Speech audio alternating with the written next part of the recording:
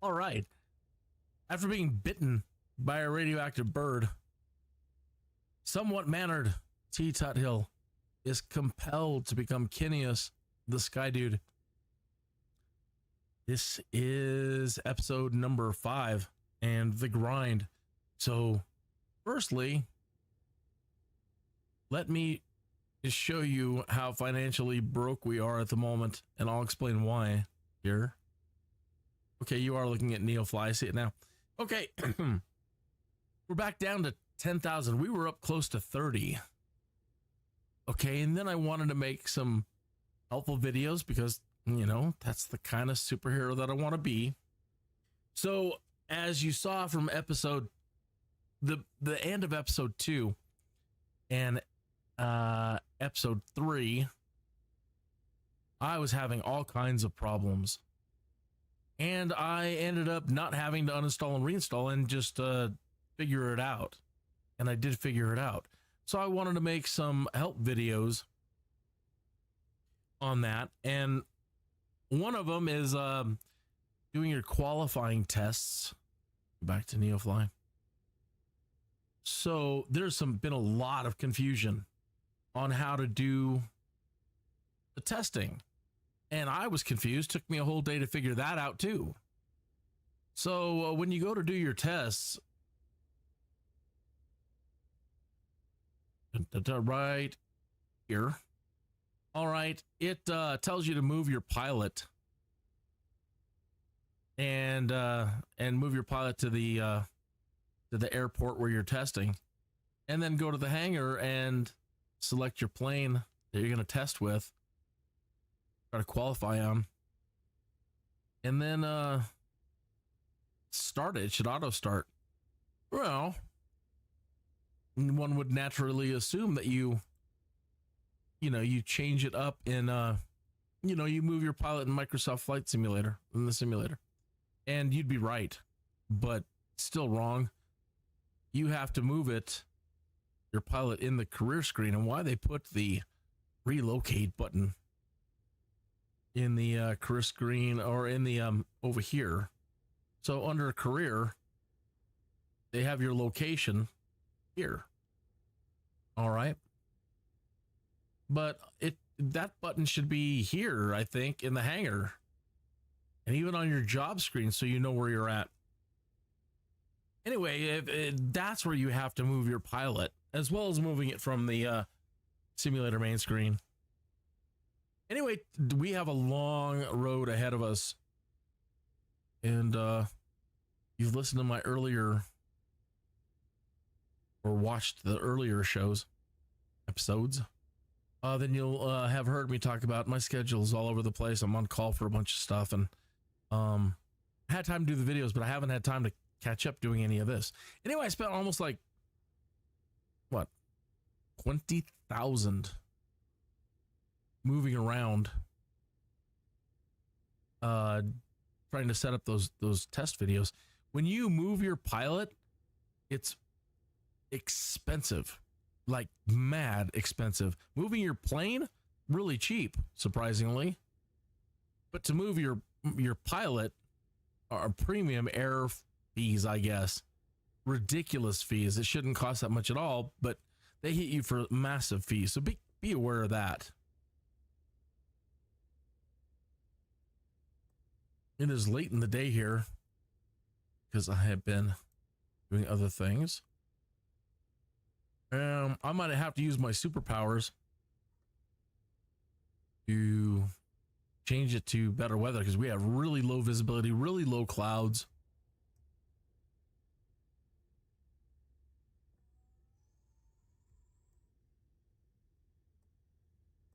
And so not an ideal flying day at all, especially when you have mountains around.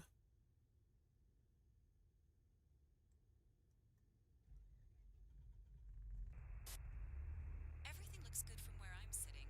Taxi to the runway and take off. My poor passenger, he's actually been loaded up, I think, for 15 or 20 minutes while I was waiting for the top of the hour to happen. Poor fella. Or, I don't know. Could be a Ms. Anyway, we need to take whomever we have. Forgive me, let me reorganize my desk. My mouse is being jostled. What a word.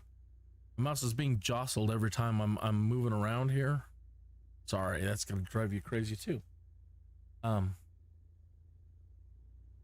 need to get it in a place where it is not in our way. Hope you're having a great day. So what is today? Thursday, I think. And the biggest news of the day, if you're around here and are a sports fan, Denver Nuggets. Yeah, the NBA, they're up there in Denver right now. The Lakers are in town. LeBron. I heard and just got a text a minute ago that Trey Parker and Matt Stone, if you know who they are, the South Park creators, they are there having a good time. I have to say, I almost didn't recognize Trey. We're all getting so old. You know, I'm used to seeing him much, much younger and, you know, full head of hair and, you know, Mr. Studley. Yeah, I didn't recognize him. I thought it was a Dana White or something. At a quick glance without looking, sure, our flaps are up. So we need to stay low. It was up in the air a minute ago, before we started. And yeah, can't go very high.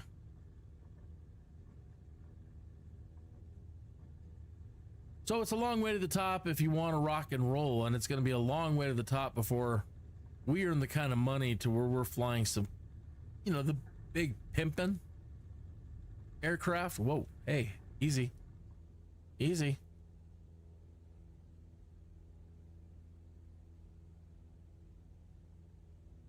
Pilot, have a nice flight. Why, thank you, dispatch.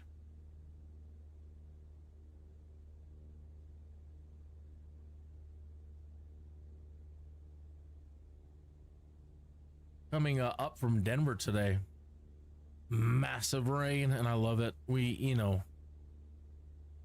you know, some people don't like bad weather. They're like, I want it to be sunny all the time, but we need the moisture badly.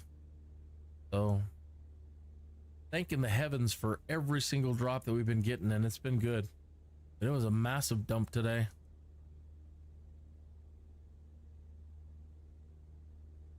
Hello. Oh, good. Thought we froze there for a moment.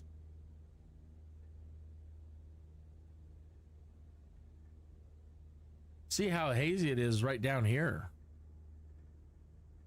I was remarking today as we were traveling down from Colorado Springs to Denver, about Castle Rock area, looking up the side of the window, there were clouds that were kind of like almost parallel to the vehicle.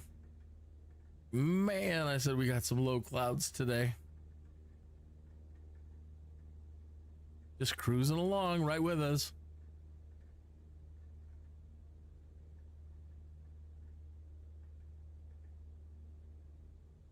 Turn on the dome light here. Oh, hello.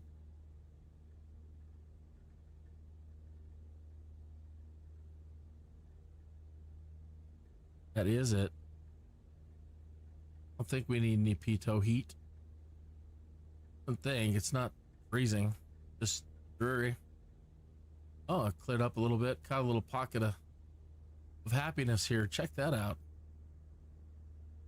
Probably don't need this up here. Oh, did I missed a payload requirement, I see. Thought it was all green. I had thought I had but it seems I may have missed a little bit. Well, little here, little there.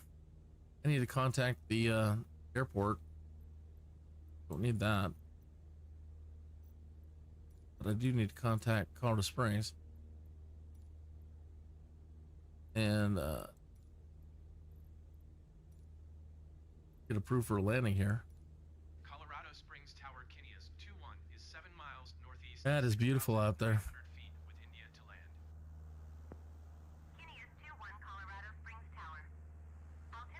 Look at those clouds, beautiful.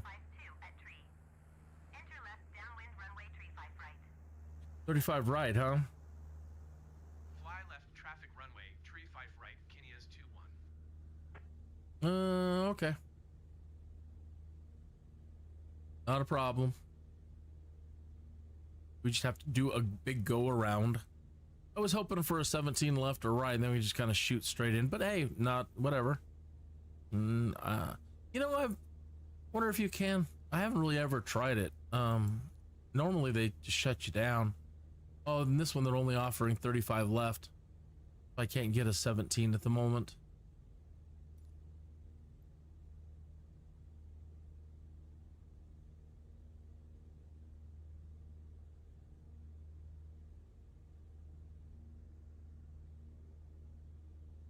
A wonderful time of day when the sun is going down and almost sunset. This is when you actually see things in their proper color. Normally the sun, when it's higher in the sky, is putting too much light into the landscape, and when you're looking around, you don't see everything in its full color, I guess. It's, you know, over illuminated or whatever. I don't know what the proper term for it is. I should. So when the sun is going down and it's almost down, this is the time of day where everything looks most beautiful and most accurate. And it does. Really, really does.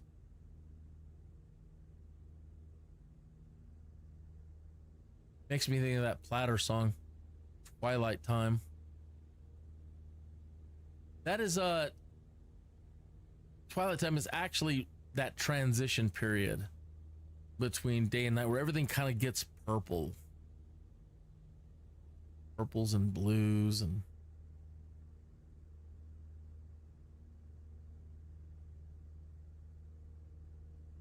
all right, so we don't need this up on the screen. That is Pike's Peak ahead of us at, you know, like 1 o'clock over here. Where I don't know if you can see the mouse. You might be able to see the mouse. Let me look on the on this one. I'm doing it here. Yeah, you can't see the mouse circling Pike's Peak. There's Cheyenne Mountain. Over here is where NORAD is at. Stargate.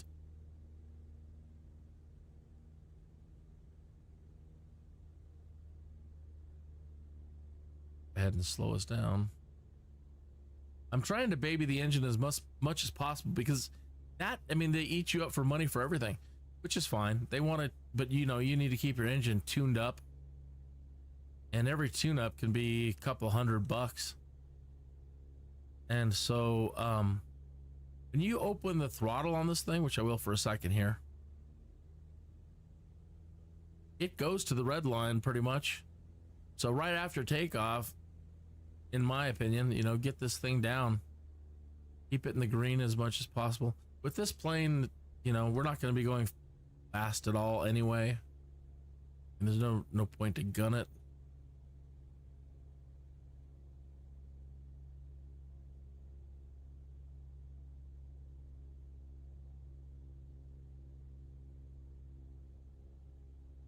I keep the HUD interface like this here, the landing, the taxi ribbon, or the landing ribbon, the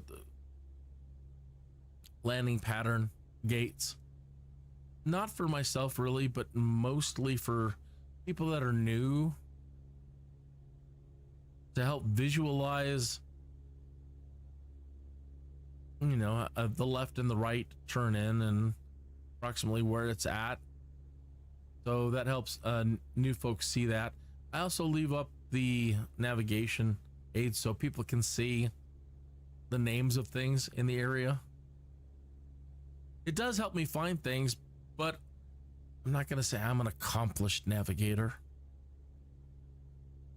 But I have other, you know, there's lots of ways to you know, get around and find things.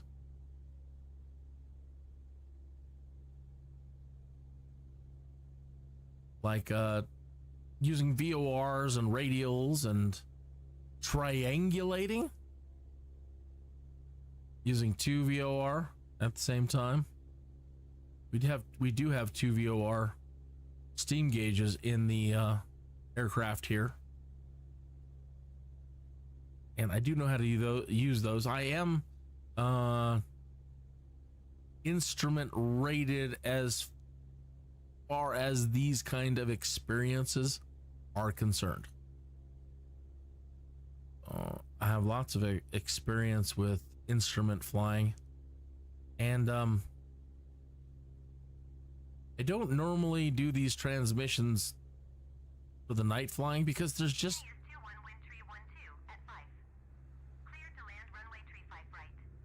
not much to see, you know, at night. And so I feel for people that, you know, would want to watch. I feel that they would not want to watch, you know, just a dark screen and see the cockpit. And, you know, maybe with airliners it's I don't know, but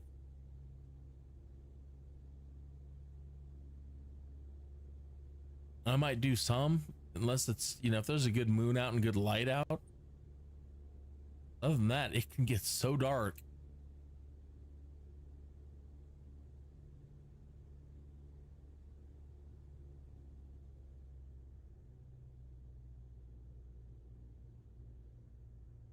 A runway down there.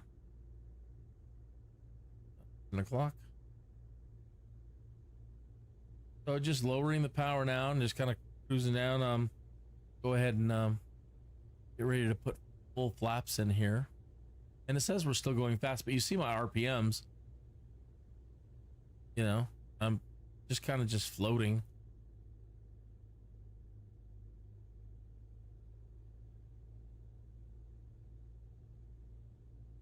And I don't want to, I actually don't want the RPMs to go down too low, because once we make this turn here, and right now kick in full flaps, or try to kick in full flaps, that's been sticking a little too. The nose will go up, but we're going to start losing airspeed fast. So if you look at the airspeed indicator in the dial that is the upper left there, you see that we're dropping around 50 knots now. We come in. I still want some power if we get too close to stall speed. So basically keeping one hand on the throttle. They call this the power management phase. Yeah. I think I have a little too much trim going on here with nose up.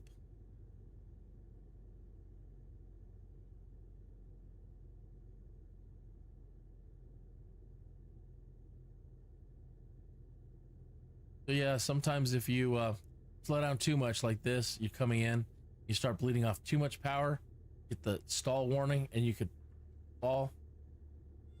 That's what you don't want.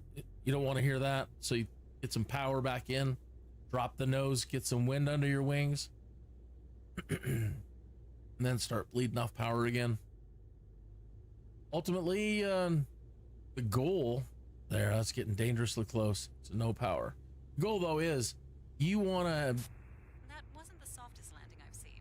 I'm sorry about that. I was demonstrating. You're right. You're absolutely right. Transporter from dispatch. Clear the runway and taxi to parking. What I was trying to say is that you really kind of want to bleed off as much speed as possible before you touch down, because all that kinetic energy, if you're in a bad position, let's say the wind's blowing, or just you're not in an ideal coming inside for whatever reason, it's not going to be a good landing, and you have too much kinetic energy built up falling from the sky. Did I miss our turn? That's okay, there's another one. and you fall from the sky too fast, when your wheels touch down, you can really make a bad situation much worse with, you know, too much speed, too much momentum. So they talk about doing your power management. Try to come in at a very, very, very slow speed, and when your wheels are touching, and when your wheels touch down, you don't want there to be much energy left. So she's very controllable, at least as much as you can get.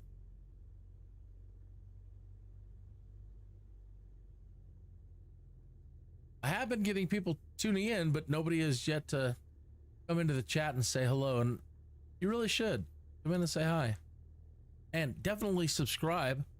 That I will follow back anybody who subscribes to me.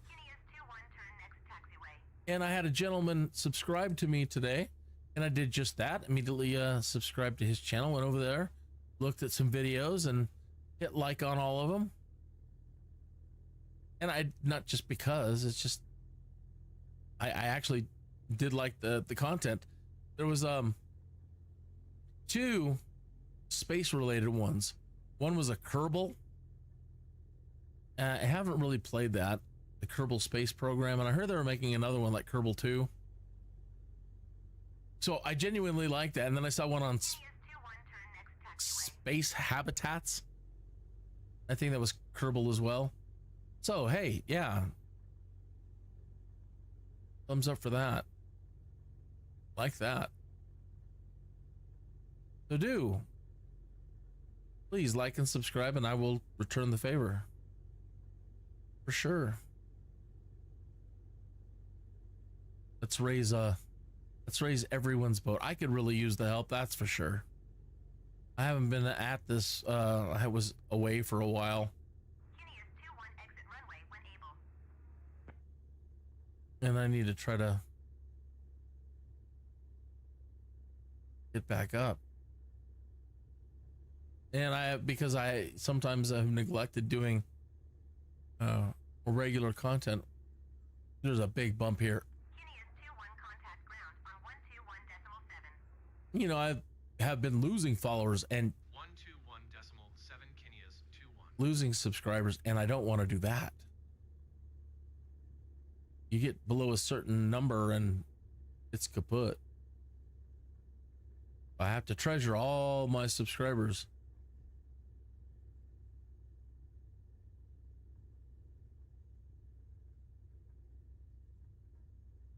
So I treasure you. You are the treasure.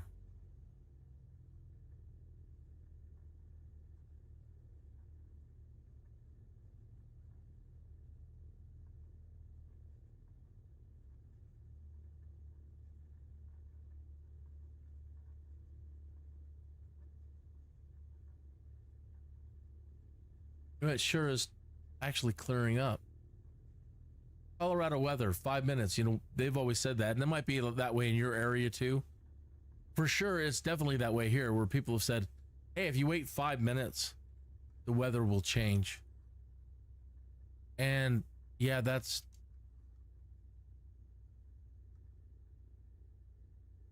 sticking. That's doing. That's definitely the way it is here. The weather can change dramatically here in 5 minutes. So earlier today, and even just when we jumped in tonight, overcast, low visibility. Now clouds are lifting, and it's almost blue skies. I mean, I can almost see all the way over there to Denver. Well, not that far, but I can definitely see the mountain range. Way too fast. But when I look out the back window as far north as I can see, you can see some peaks way down range. Hello. I need a co-pilot. My coordination. I did find out that your AI pilot will do the taxiing for you. And I don't know if he set me up for actual parking or not. I don't think we talked to ground services. I think I was doing too much talking.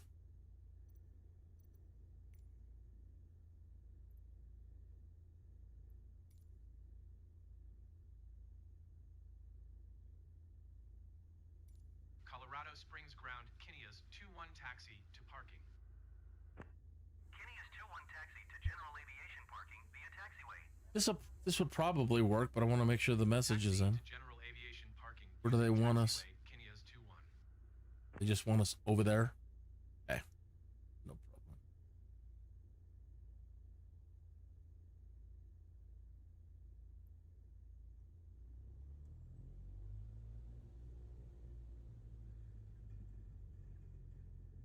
It always seems to lag right here. There's not a whole lot going on at this airport.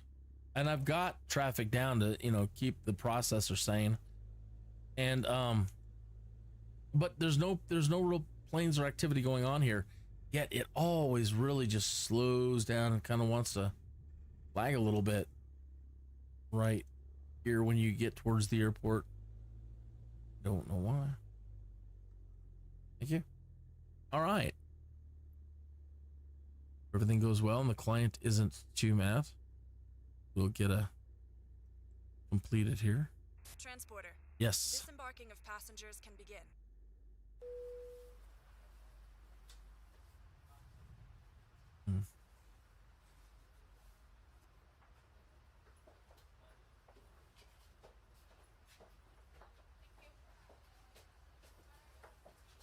Oh, let's pull up our Neofly and see what they say. If we haven't missed all the messages by now. Usually it'll give you like some after flight messages. So yeah, we did miss the payload requirement. Airport fees 259. That's All the lovely. passengers have disembarked. Good job. See you soon. Payment for mission 2000. They siphon off money. Start your engine. XP for passenger 10 XP. Payload matching, but I didn't get the payload, or I did get this, but I thought it was a payload bonus. Do all those show up here under this? They do. Yeah, man, they hit you with fees all over the place, just like in the real world. Nickel and dime you to death. I'm still in shock over how much they're charging you to move your pilot.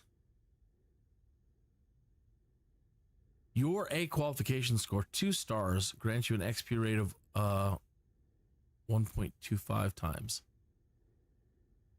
Bonus security, don't know what that means. 6 experience points.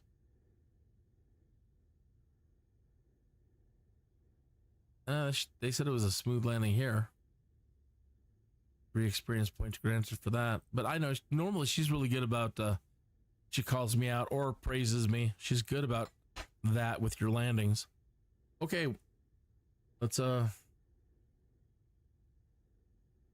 you weren't seeing that. Different screen. Oh well. Let me get over to Neofly and let's see what they have now. I don't really want to fly towards the mountains right now. These are the bigger paying jobs. This one pays the most, I think. Will Rogers. Oh no. Royal Gorge, these. But that's up in the mountains and I don't want to push it. That's a pretty good paying one right there. 3,000 to take a passenger to Pueblo. Yeah, that's probably our best bet right there. Yes, that's what we'll do. Transporter from dispatch. The passengers for the concert are waiting for you at the boarding parking. Oh, they're having a concert. It's probably being put on by Iggy. Passengers are ready to board. I hope you have plenty of room. It looks like they have gone crazy at the duty-free shop. Yeah, music promoter, music guy who puts on concerts down in Pueblo. His name is Iggy. Ignacio.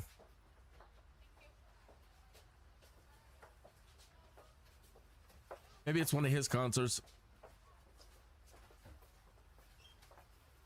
He usually likes doing bringing in the 90s, 70s, 80s, and 90s R&B, soul, pop. Looks like everyone is on board, pilot. Let's get out of here. Hey, Captain. All right. Over here.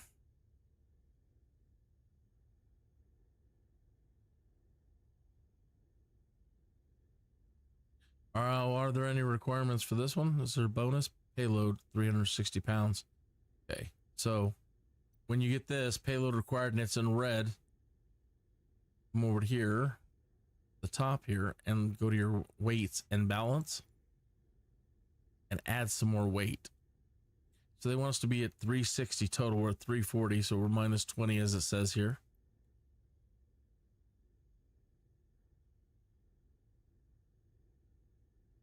There's 362. Okay, so good there. That will give us that extra little bit of bonus. Close that. We still have plenty of fuel to get to Pueblo, and we want taxi for takeoff. We're gonna be departing south. Colorado Springs ground Kinneas 21 with India request taxi for takeoff south departure. Let me get the frequency. Kinneas 21 taxi to and hold short of runway tree 5 right via taxiway. Contact tower on 119.9er when ready. Taxiing hold short runway tree 5 right via taxiway Kinneas 21. Okay, so I said once you get your taxiing permissions, you can let your well, in this case, for storyline purposes, my superpower is You're good to go. summoning Contact the tower for clearance. my invisible assistant here, Steve, and letting Steve do the taxiing out to the runway. He'll do it all if you don't stop him, just fine. But if, like, for example, I want to look up the VOR, the radio station, radio tower for the Pueblo airport, and I want to do that, but we have to taxi, so I'm going to have Steve take over.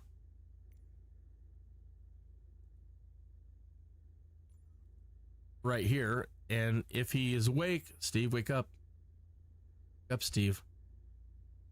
If he's awake, he will begin taxiing us, and I think he will. We'll see. He's usually pretty good. Sounds like he's revving the engine a little bit. I see the RPMs going up, so chances are Steve's. Yep, there he goes. Good for you, Steve. Okay, I want to go get a. I want to go to a web. Hey, you're gonna kill that guy, Steve. Steve don't care. Like honey badgers. Steve don't care. Okay. I want to go get open up a website. It's free and it's wonderful. I recommend it for everybody. There's all kinds of flight apps out there, but this is just one of my favorite. It is called Sky Vector. So what I need to do is go open a browser and go to Sky Vector.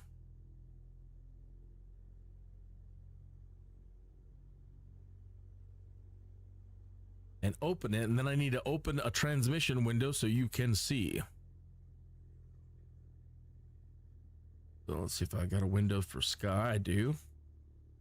Okay. And now I need to set it so you can see it. Sky Vector. Excellent. All right. So, this is Colorado Springs. Colorado Springs. This is a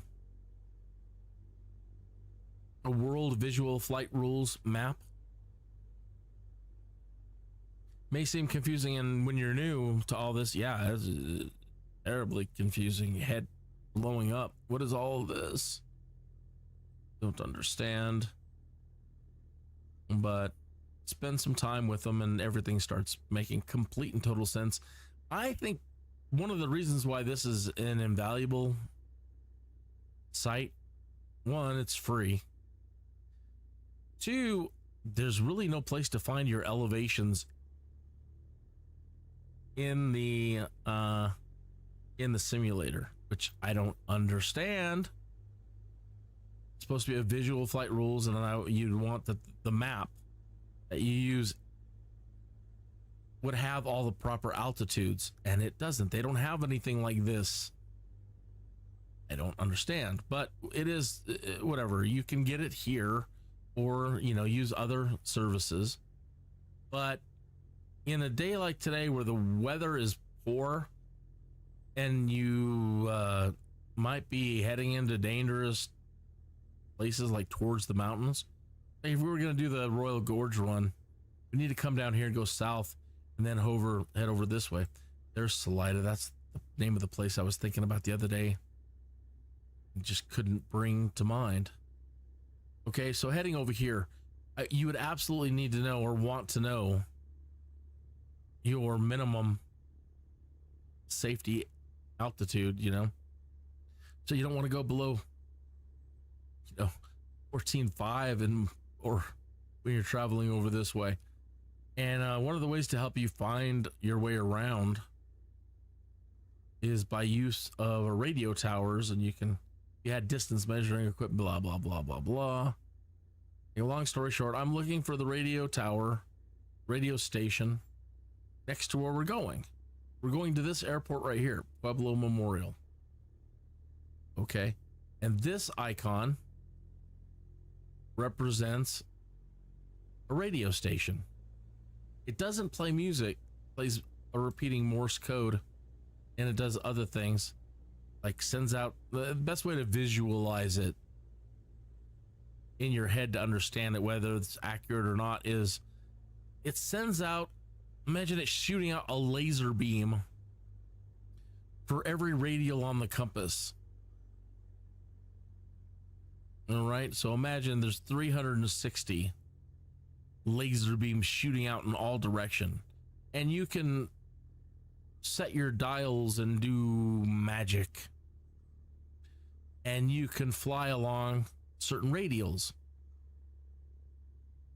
Okay, anyway, let me start by following this up here to this box here, and this tells us the radio station channel, the frequency 116.7. On certain craft you can put in the channel, like military aircraft, that would be like channel 114 there. And if you listen for it, listen for the Morse code, this is the Morse code. Dot dash dash dot dot dot dash dash dot dot dot. If you hear that, you know that you're tuned into the right one. I'm looking for this right here, 1167. So let me close this. 1167. Okay. Steve's still taxing. Want to come over to my nav radio here. We have two of them. I want to use the big knob to go to 116 and then put this on 7. Okay, unlike a radio station, radio in your car, when you dial it, it changes immediately. That you see the needle move. Well, it used to in the old days, but as soon as you dial it, it's changing. Not so with aircraft. You dial it in first, and then you make it active. We're currently in standby, and you use this double-headed arrow to switch it. My goodness. So here is currently the frequency that's active, 1105. We want 1167. So double-headed arrow, swap it. Okay. Now, these are line of sight, and so right now, as we look forward, we're kind of, imagine like we're a little bit behind a hill. And so you may not immediately get any activity on your navigation steam gauge here. This one. Might not get any movement or anything from it, any readings from it, because we're too low. Imagine the signal coming from south there, and it's shooting over the top of our head because we're on the backside of a little hill here. So once we get into the air, even with cloud coverage and yada, yada, yada, my guess is that we will start seeing some activity here, and then we can dial it into, we can line it up and we can center it, and we can head straight to it and get a reading to it. Or like I said, we can use this compass to dial in a radio.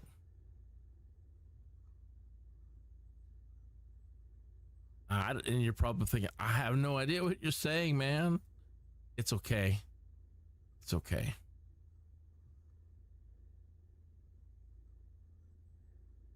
One of these days, it will sink in. If you are committed to learning how this stuff works, you will learn it. There was a point where I'm like, I'm never, ever going to learn this. This is too hard.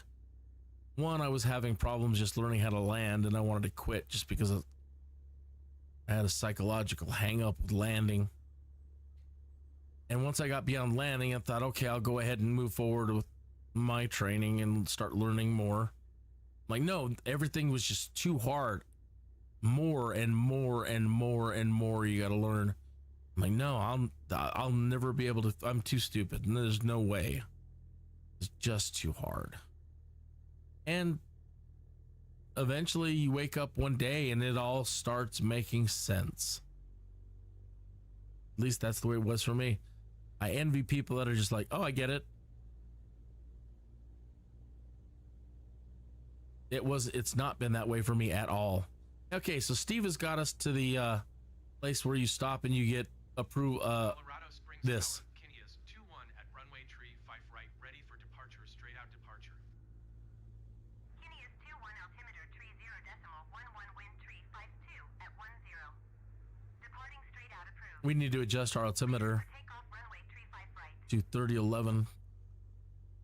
Cleared for takeoff runway tree 5 right, Kinneas 21. I'm going to let Steve take us out. But normally this is a good place where you just disconnect them. 30, 10, out there. 3011, it's our barometer. If it's not set right, you can be way off as far as your altitude.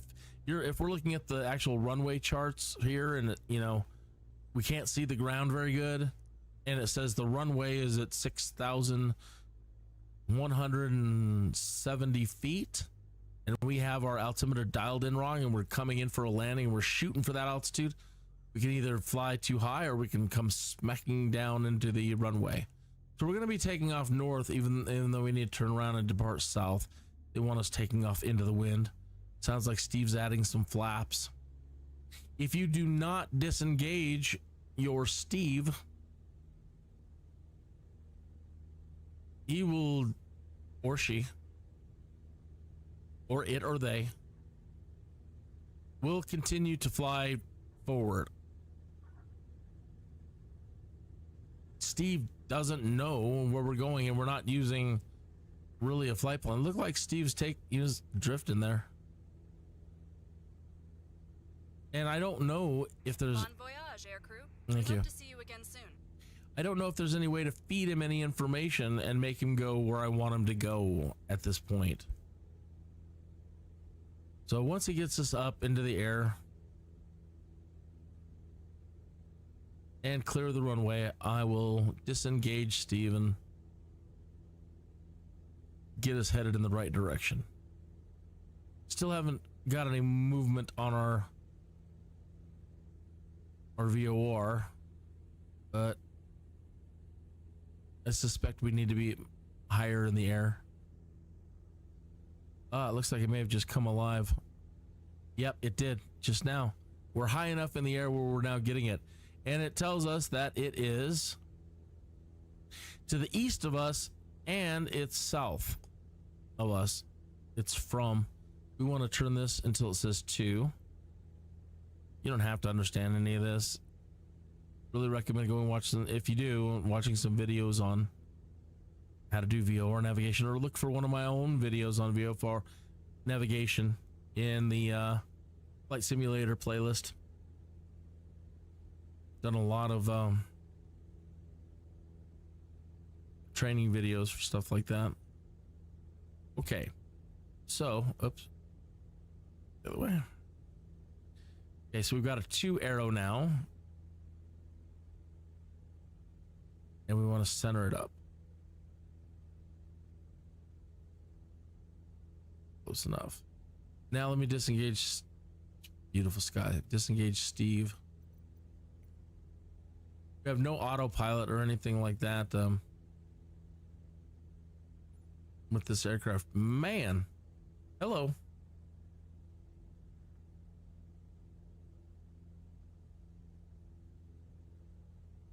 Make sure our flaps are up.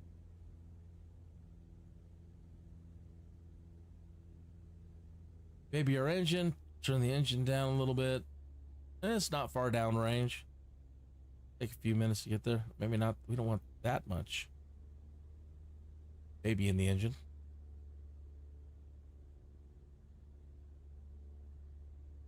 Kind of picking up some lag here. We'll have to check other things that might be interfering.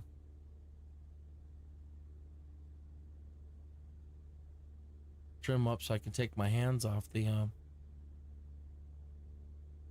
yoke here.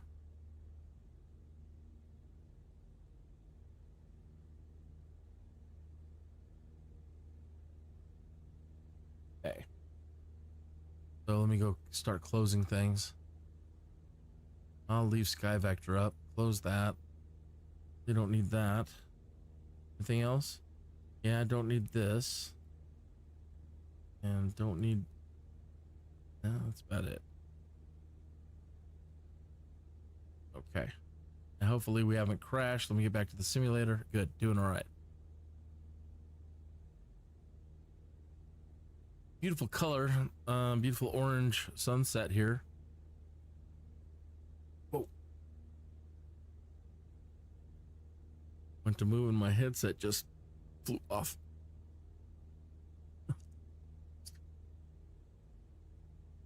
Okay. All right. Climbing a little bit, haven't it's straight and level. See if she'll try to trim up a little bit. Gonna do a nice straight and level configuration here. Close, we're almost there.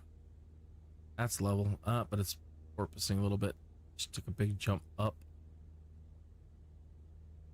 Yeah, she's climbing. She's coming back down. Try to stabilize it.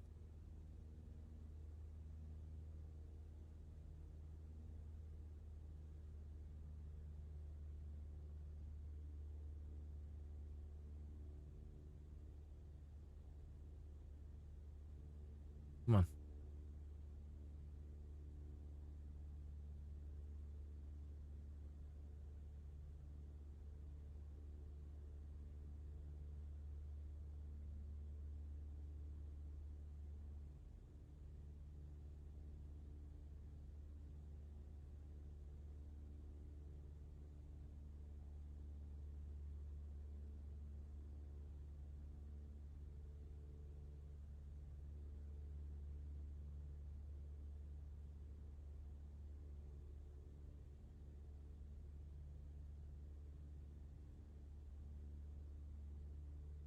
Let's see if she, let's see if she finds her own equilibrium. Colorado Springs Tower, Kinias 21 Put a little aileron trim in. Colorado Springs approach Kinias 21 is type Cessna 152.5 miles southeast of Colorado Springs, 6,700 feet. Request flight following. Kinias 21 Colorado Springs approach. Squawk 4025. Squawk 4025, Kinias 21. Fallen. Kinias 21 radar contact 5 miles southeast of Colorado Springs, 6,600 feet. Altimeter 30.11. Roger, Kinias 21.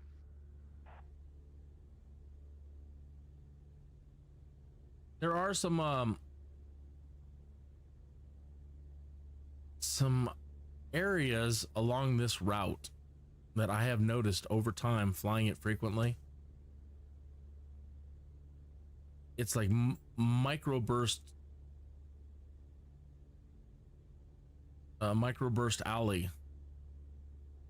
And I've been flying just fine, perfectly straight and level, heading south, and all of a sudden, man, just thrown towards the ground or thrown up. You can catch these pockets of air along this corridor that are just crazy sometimes. So you're one of those persons that like to fly with your hands off the joystick or yoke. And sometimes you have an autopilot, sometimes not the best thing to do.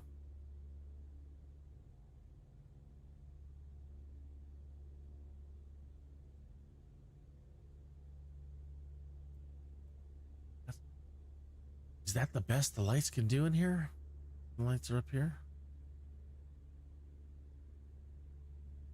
You know, I've never really messed with the lights in this thing. I don't seem to get anything. Hello.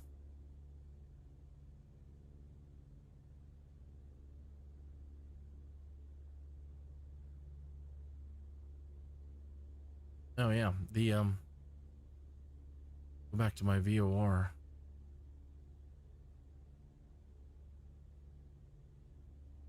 Okay, so she's centered. So if we follow this course heading of 150, that'll take us directly to that radio station. We're pretty close. Okay, but let's say we wanted to come in at more of an angle. We didn't want to fly straight to it. The plane's doing just what I want. It's flying a little bit to the left. So let's say we wanted to come in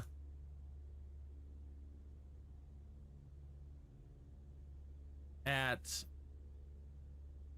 let's say, 180, 190.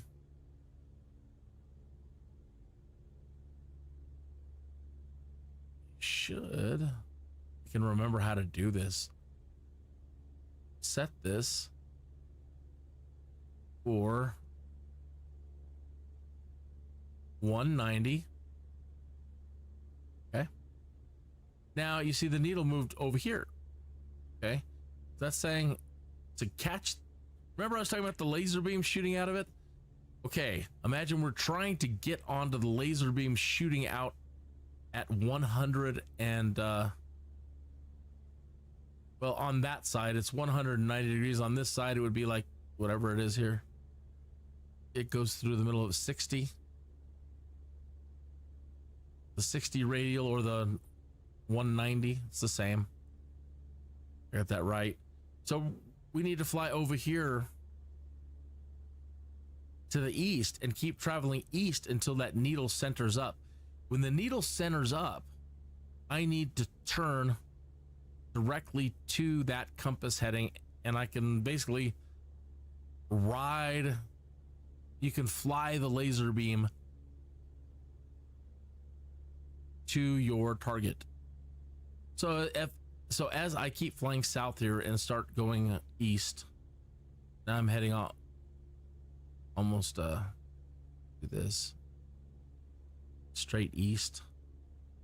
Okay. Actually, I probably have to make a bigger jump. We're getting awful close to it. Let me just, yeah, that should be fine. Either way, if I keep heading this way, that needle, we want to watch this needle center up. And when it does, then I want to turn to a heading of 190.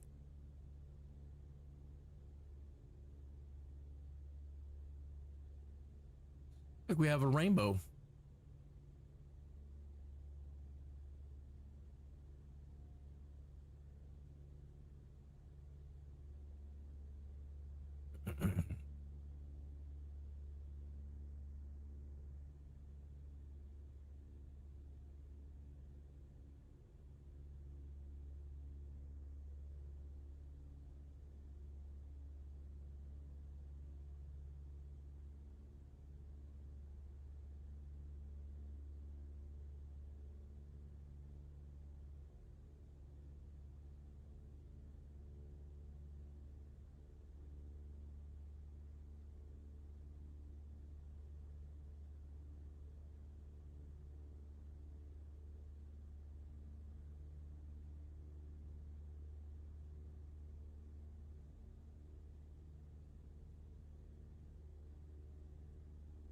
Man, she wants to climb.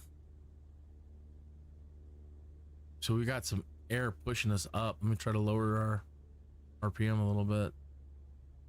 It's really pushing us straight up. Not straight up, but it's definitely was lifting us. I also want to check my in-game map. Just double check that I haven't done something wrong. Still, we haven't gotten too off course, and I haven't completely forgotten how to do any of this.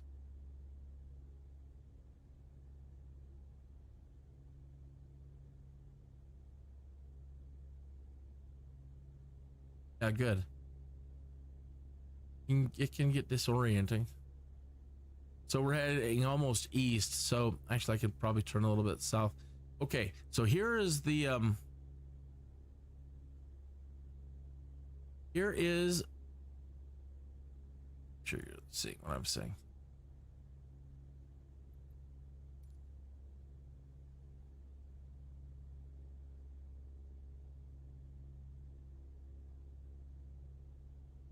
Map is so unresponsive, it'll take a moment.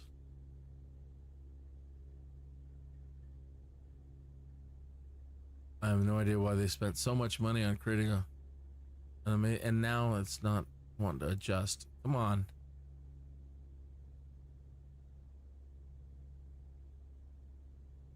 They spent all this money creating a world grade simulator, and then the in-flight map is just, it just doesn't want to work right.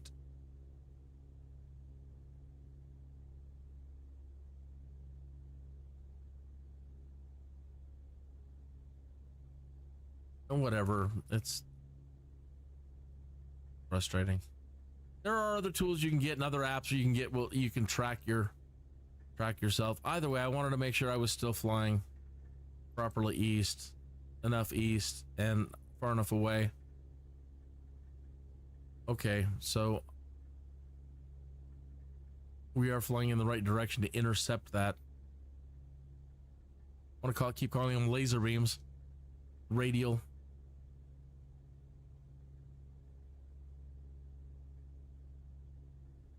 I think they also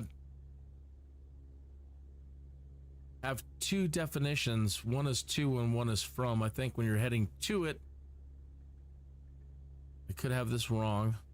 It's radial, and when you're heading from it on a beam, that's a bearing. Hey, Codman 100, are you on PC or console, my guy? Wow, you're the first person to come in the chat. Now, hopefully, that hasn't been waiting there a while. I am on PC, sir. I'm on a mid-grade Dell platform PC, and I'm surprised that it actually does as well as it does, but I've been really impressed. It's getting old, and I'm really looking forward to getting a new PC.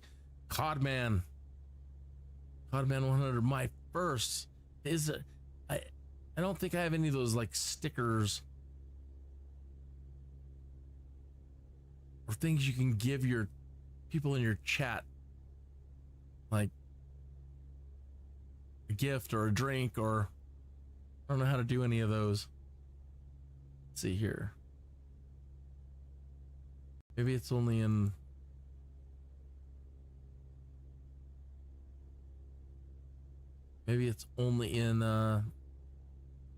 in the YouTube.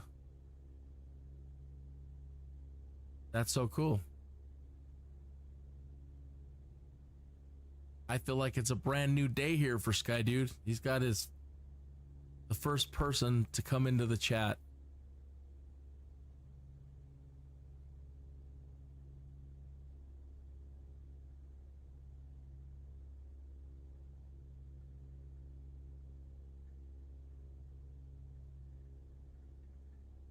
To get the plane stabilized so I can take my hand off here and go into the chat.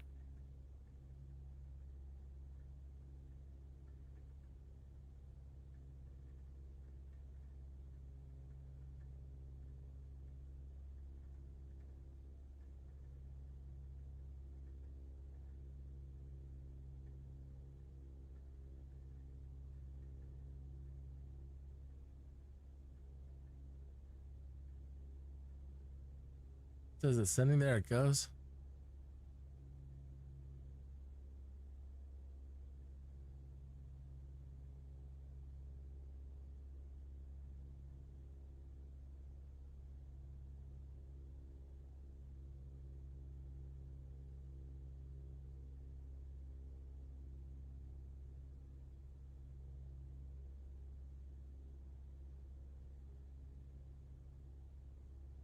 don't know if you're still there, if you're still watching, or if you're there, Codman, still. If you are, I hope you're subscribed, and I hope I'm already following you. If not,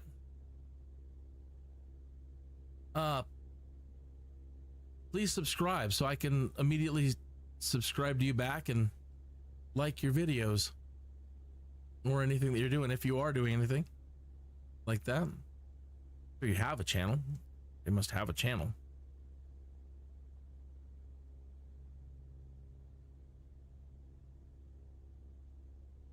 All right, we haven't hit that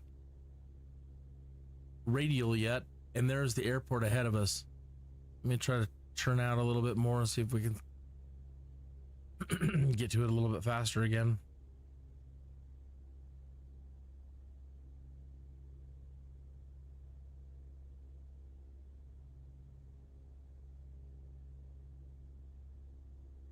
Just an aside, if you like, I was saying earlier that if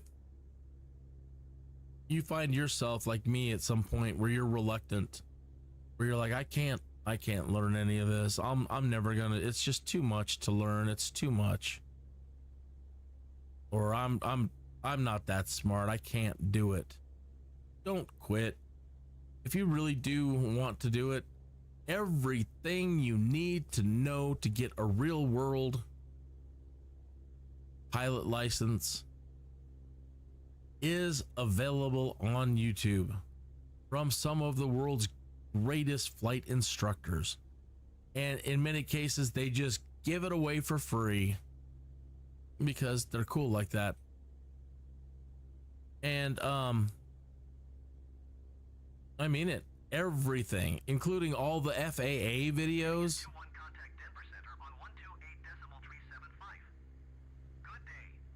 So don't trust the simulator or the training in the simulator to do much for you.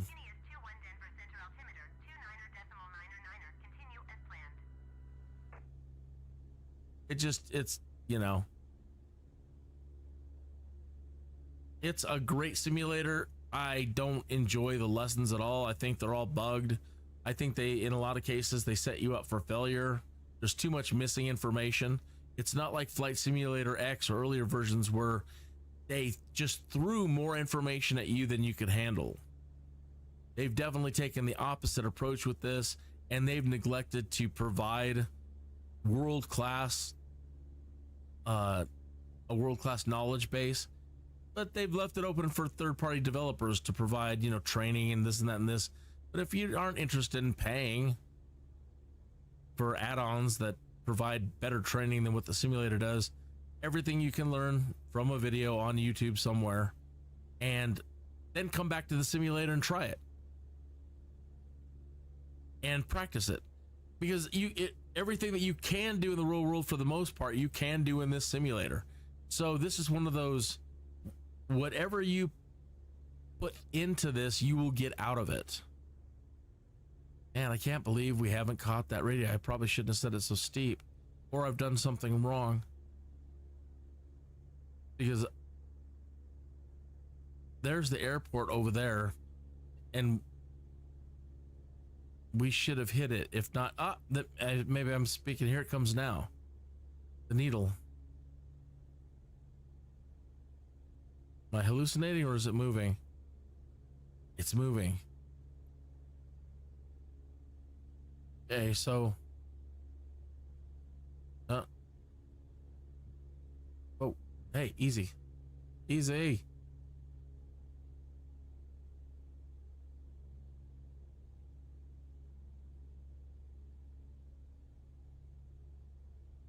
There's the airport.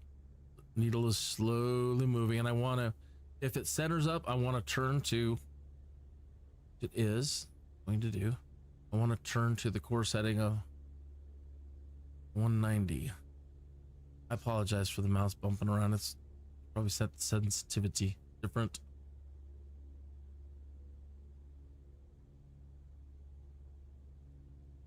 Okay, needle's getting closer and closer to the center.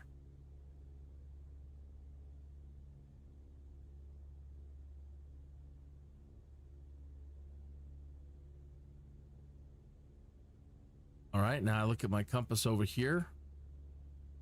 And as soon as it hits center, keep these two compasses in your frame. Okay, it's centered, basically. Good enough right now. So now I turn to that course heading of 190. Straighten out. Now, up, little off. Right there. Now I'm heading straight to it, and I am coming in on that radial. So when you're looking at airport charts, which we're not doing in any of these at the moment, we're too rookie for this part. This is all VFR, I think. But in the real world, you're going to be spending a lot of time looking at charts and airport diagrams and airport information, and you're going to do a lot of planning, a lot of pre-planning, and one of them is reading proper entry procedures for coming into airports, and a lot of them will include using a VOR to fly to a VOR and then fly a certain pattern with that VOR. That's another complicated lesson. And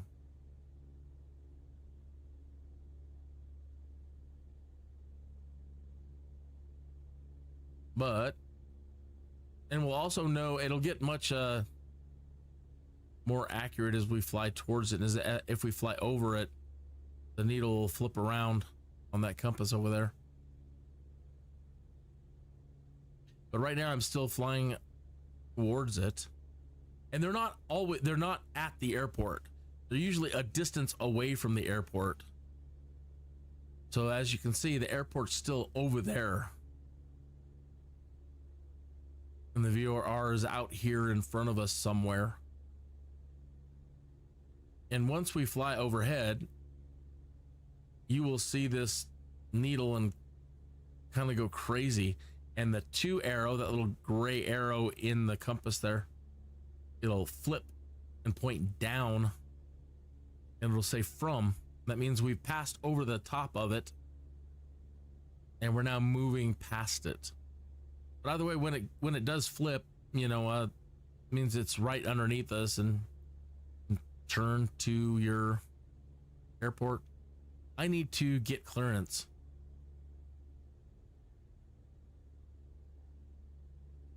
Drop the nose a little bit and up here and make contact with Pueblo.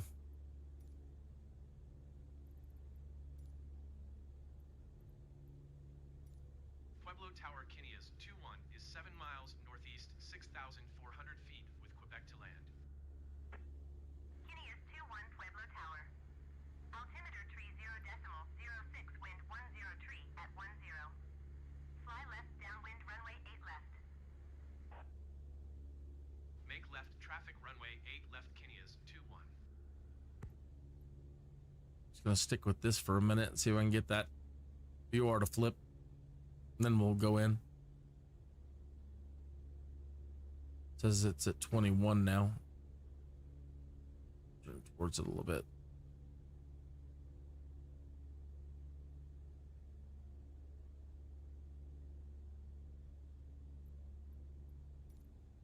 It's your pattern, yeah.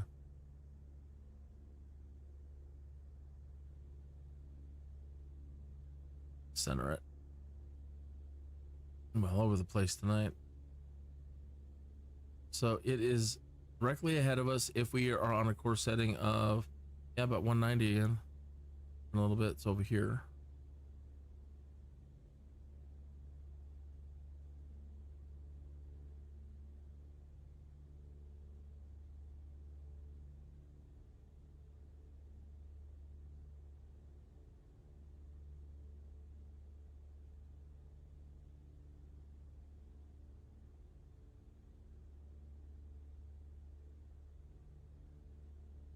We're really getting some strong updrafts here.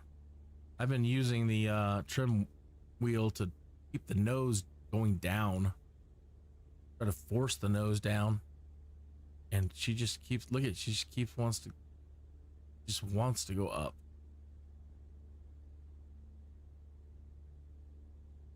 Okay, look at the needle. It's kind of moving around and moving around. It's getting ready to shift.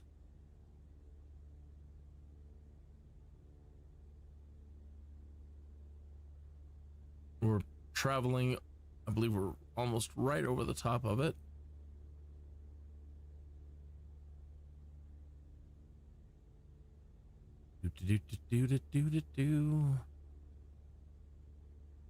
And if the magic happens, it'll flip.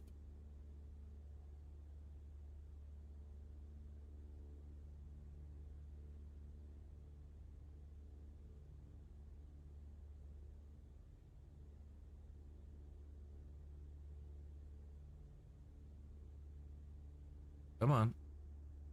Getting past that airport now. It's lined up for these runways though, over here. Ah, it flipped while I had my head turned. Ah, the magic happens when I'm not looking. All right. So we passed over the top of our radio source. And if we had our charts, then we would know if, let's say, we couldn't see very well, we can turn to specific headings and find our way down to a runway.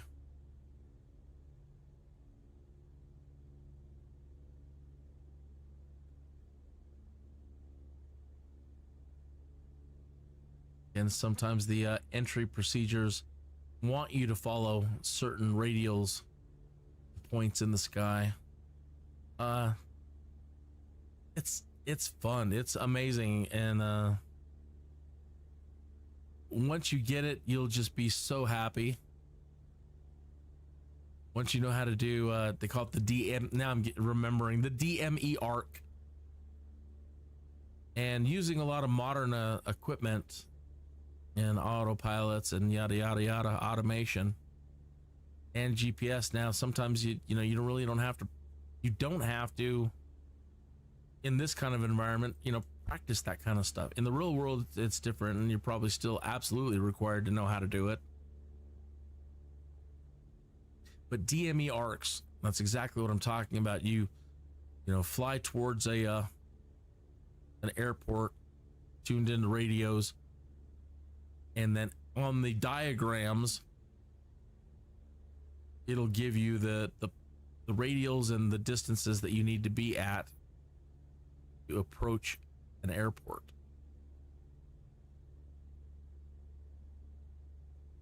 Just look for videos on DME arc if that is something that you would, hey, that sounds fun, I'd like to learn how to do that.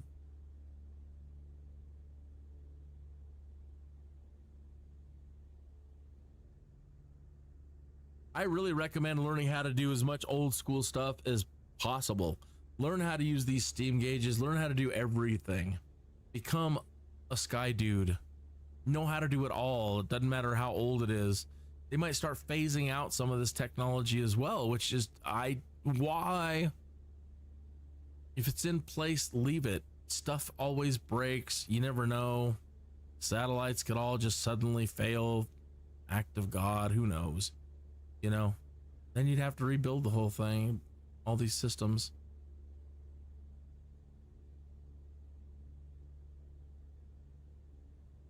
It will give you a great respect to airmen of earlier days and the difficulty they must have had before even something like a VOR. Trying to do cross country with just visual flight rules and no instruments back then. Oh man.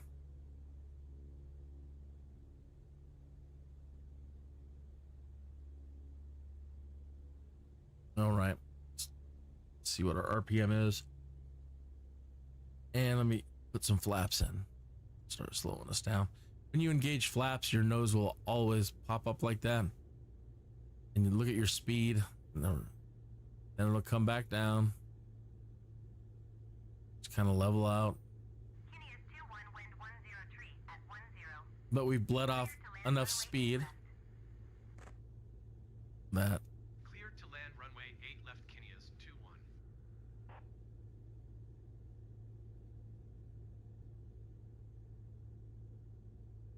And then you can use trim if you want, try to get the nose back up. Make sure, now, but when I get my nose up, I start slowing down even more.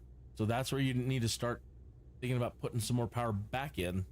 You don't want to slow down too much and stall. See, too slow. So you lower the nose a little bit, increase the RPM.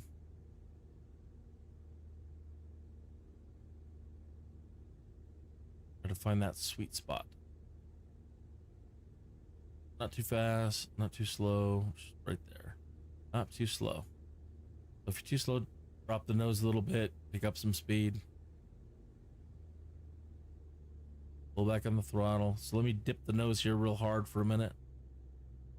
Pull back on the throttle so we don't overdo it.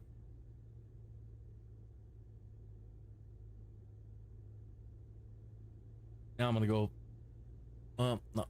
Usually you do full flaps on your final turn.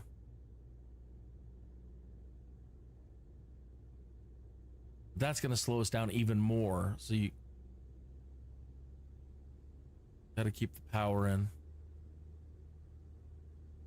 So right now I'll go full flaps and watch the nose of the plane. And comes up and starts falling. Come on.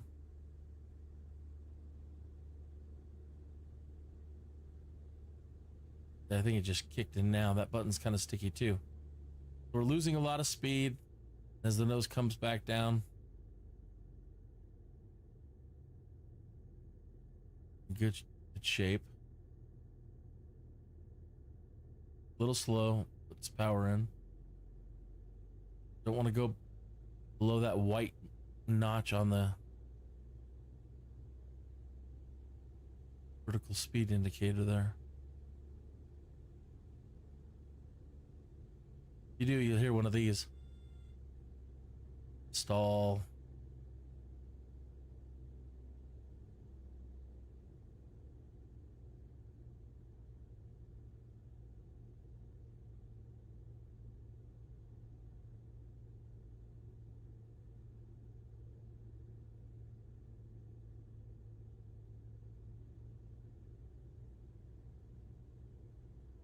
Oh, my beacon is off. What?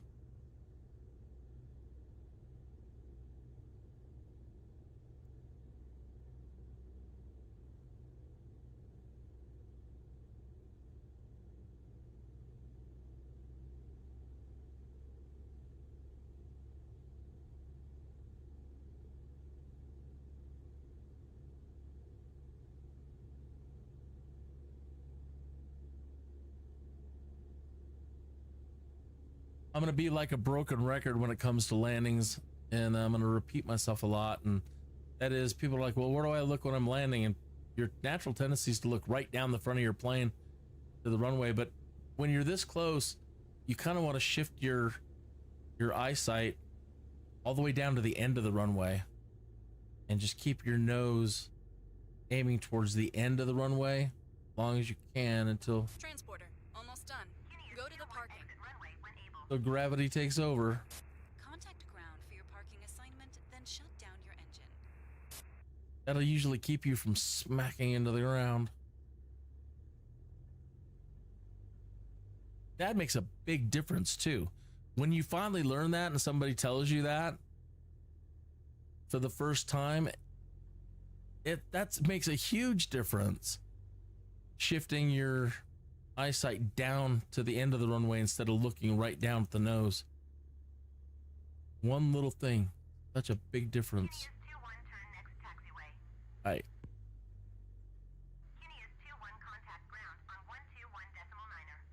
All right, so usually I'm gonna have to stop it. Okay, Steve got it.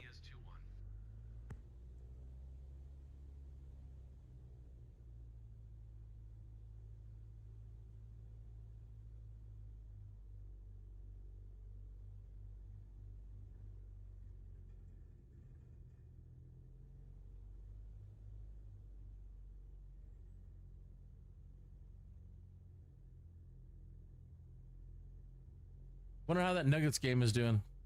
Maybe we'll pull over when we pull over here. We'll Take a little coffee break. Go find out how the Nuggets Lakers game is doing.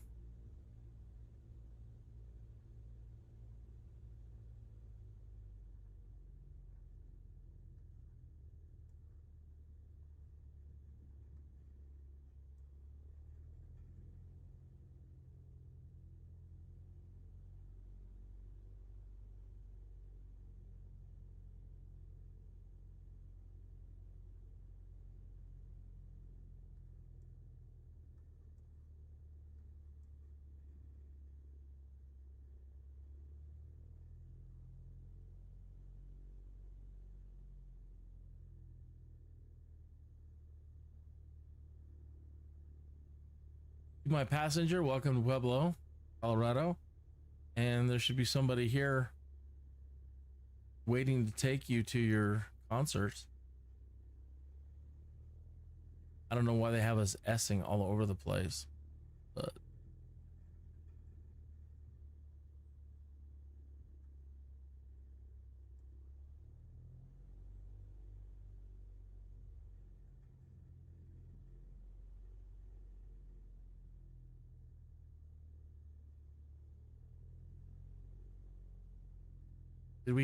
did Steve give us actual parking, or did he just contact ground?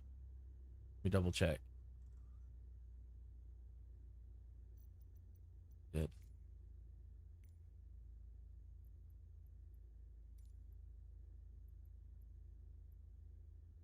Oh, there are no taxi parking options here. Okay, I should know that. Problem.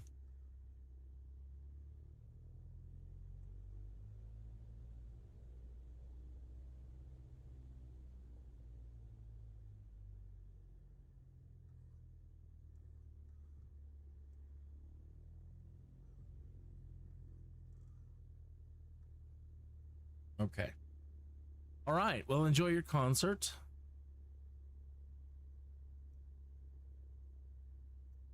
Transporter. Disembarkation in progress. Stand by. Disembarkation? All right.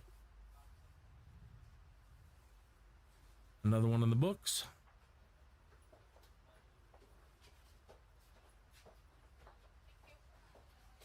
Thank you.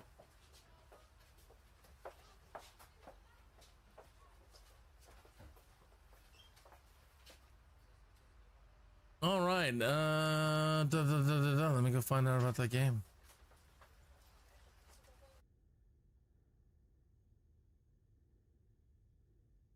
Transporter from dispatch. Another passenger mission completed. Thanks, and bye. Man, it says they're already in the third quarter. 3:04 in the third quarter. The score is Let's get out of here. 74-70. The Lakers are up by 4 points.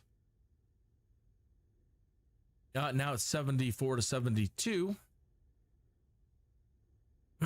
Point leaders, of course, the Joker, Nikola Jokic. I hope I'm saying that right.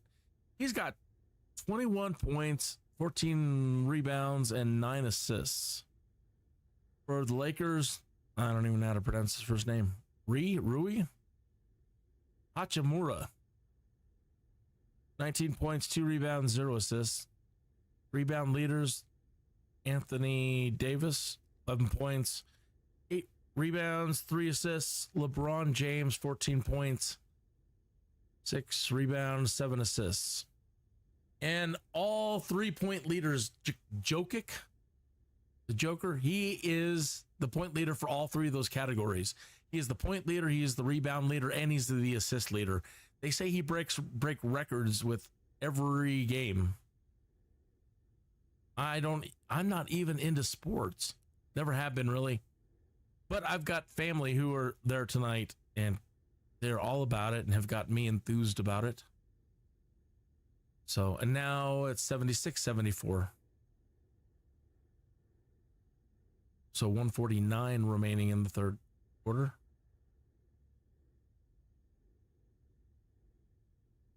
Inning? It's not an inning, that's baseball, right?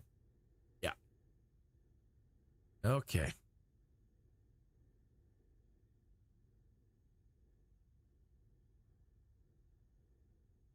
Do.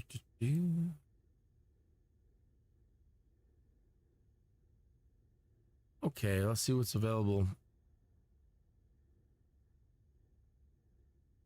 Well, there's back to Colorado Springs. I mean, that's pretty much all we're going to be doing, I think, tonight. Tomorrow, I might relocate to Denver and see what kind of new and exciting things that we can find there. We haven't garnered enough experience yet to get some of these others.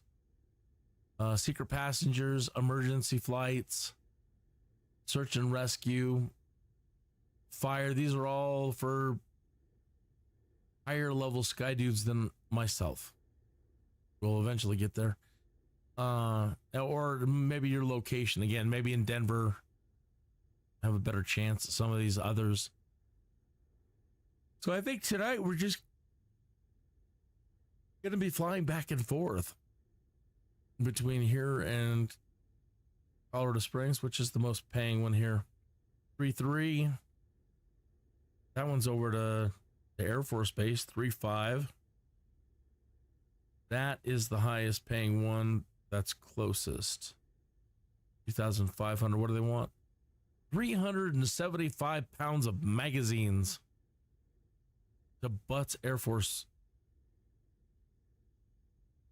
It's a lot of magazines. I don't even want to know what kind of magazines. So over to the Air Force Base. Hello, pilot. The cargo is waiting for you at the usual location. Okay. Transporter from dispatch. Loading cargo. Please stand by.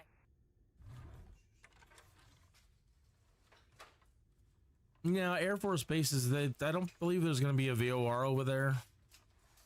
You can follow a radial out towards it. They usually use NDBs. And I haven't done that in a while, and I don't know if you can dial an NDB in this plane. I haven't looked. I haven't tried.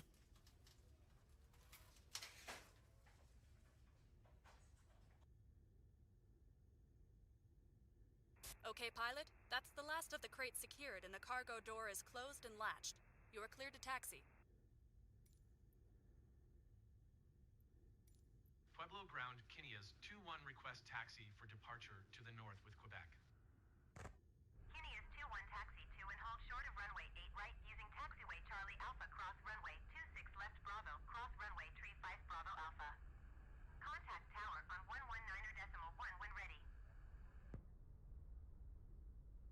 Taxi to and hold short runway 8 right using taxiway Charlie Alpha cross runway 26 left Bravo cross runway tree 5 Bravo Alpha Kinias 2-1. At the major airports, when they start giving you directions out to a runway, sometimes it can be a nightmare. They throw so much information.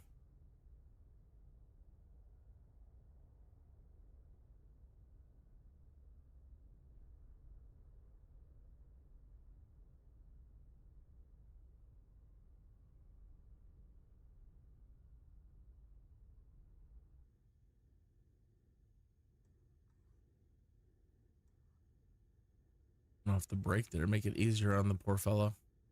I'm having him do a pushback so we don't chop any of them to bits. Okay, that should be good. Are we doing on fuel? Good enough for there. You're good to go. Contact the tower for clearance.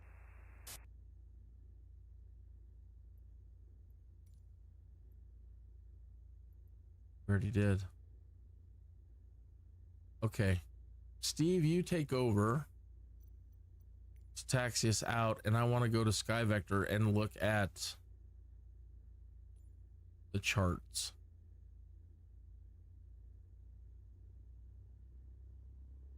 And I want to show folks what some other charts look like. Steve's got that. I need to go over to my transmission thingy. Come back down here, turn back on Sky Vector. And then go to Sky Vector. And double check you're seeing it, which you're not, which means I need to turn this off. No. this off. No. Yes.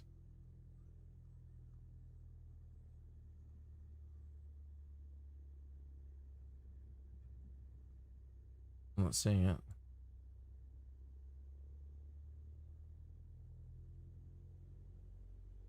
Why did we lose it?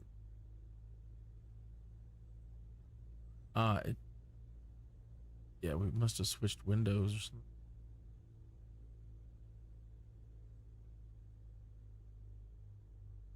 What? Come on.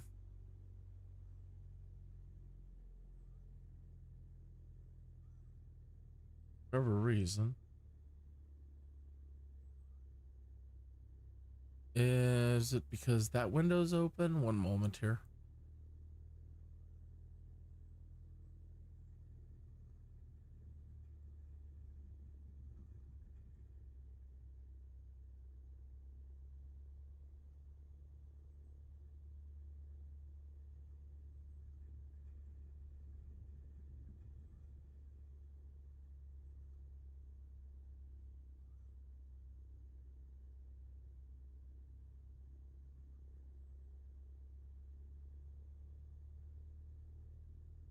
That took a while.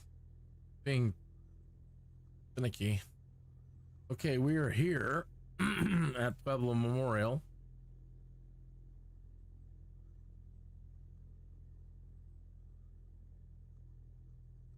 And we're flying to the up in there.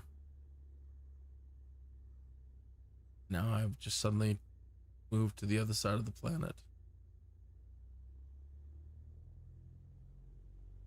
One of those days.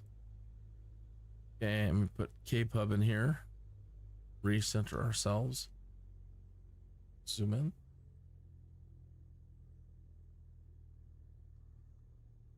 Zoom back in. Recenter. Okay, there we are. And we are going to here. But again, well, we'll see if we can dial in 108.8, but that's I thought that was an NDB.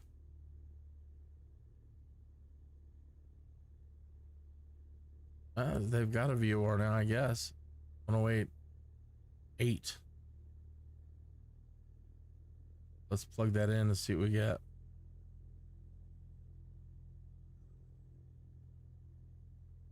$108.8.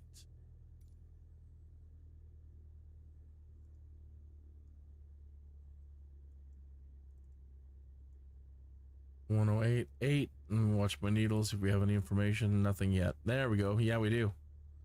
Okay. Center that. And a 2, we want a 2 arrow, and we want to center it.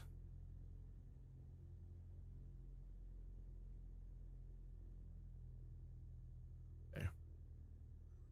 And that tells us from when we take off, we want to go. No, that's a from arrow.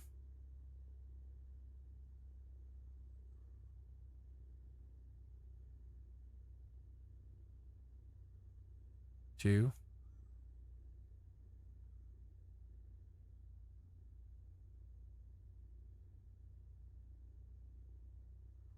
Okay. So when we take out from here and get into the air, we want to go 300 and we're setting 320. Wait, what's in here? There's 270, 310, 320, 320 something. Either way, over there, 300 and 25, 30, that's 33. Close enough.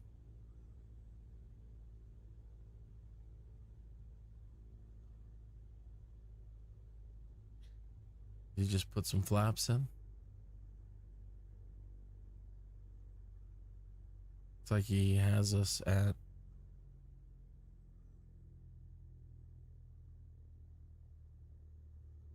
full flaps. That's Steve, really?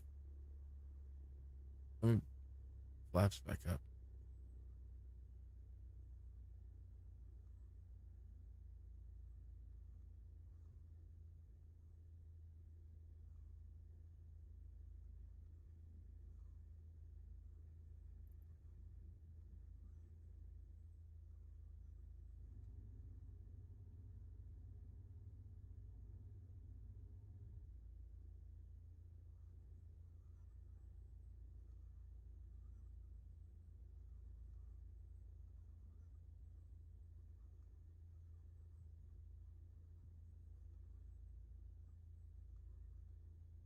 They need you know those commercials that you see where they advertise those lights that like shine for a mile, Pueblo Tower Kineas 21 at runway 8 right, ready for departure north departure. like brighter than the sun. Kineas 21 altimeter tree 0.07 wind 10 tree at 10. You can cook and Departure to the north approved. you can Cleared for takeoff runway 8 right. okay. Cleared for takeoff runway 8 right, Kineas 21. Ain't right. You can cook an egg with this flashlight. You know, those kind of lights. That's what they need to put on these planes. I have a tough time seeing in the dark as it is, but like this is all the light you get for these little planes. It drives me nuts because of the level of lighting technology that we have right now to be able to create, you know, and in small flashlight packages today even. So, you know, I can imagine, you know, it wouldn't be that much of a strain on the batteries to have those kind of lights on your aircraft. I want everything around my aircraft to be lit up. I want to be able to see everything, and it drives me nuts how low powered the lighting is. I have requested over and over and over enhanced lighting for dummies. Don't know if it's out there yet, but I would love to have it, and I would love to eventually. Transporter, have a nice flight. See all these little blue lights down there on the ground? Those are taxi lights. But spatially, I have a difficult time reading those from the ground as to spatially, sometimes my brain doesn't read them right. And it's hard for me to understand which way I'm supposed to turn or where they're at, or, you know, it's hard to make sense of these down there. And I wish they would do the Tron thing and use the electric paint and illuminate all these points, the lines between all these points, so that it makes it really clear. There's no mistake about where you're at, which way you're supposed to turn. Continue for north departure. Okay, so Steve's still in control. Let me center this thing up. Kineas 21 continue for north departure. And we need to turn Steve off and turn to that course setting, 325 or so. So thank you, Steve.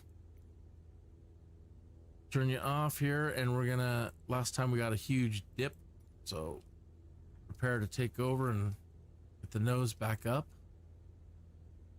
Turn down the speed a little bit and turn to, we're facing east. Steve took us off to the east, huh?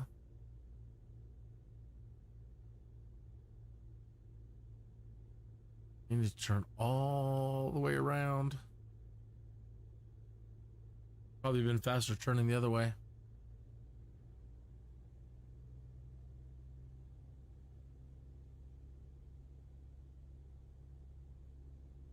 Mm-hmm.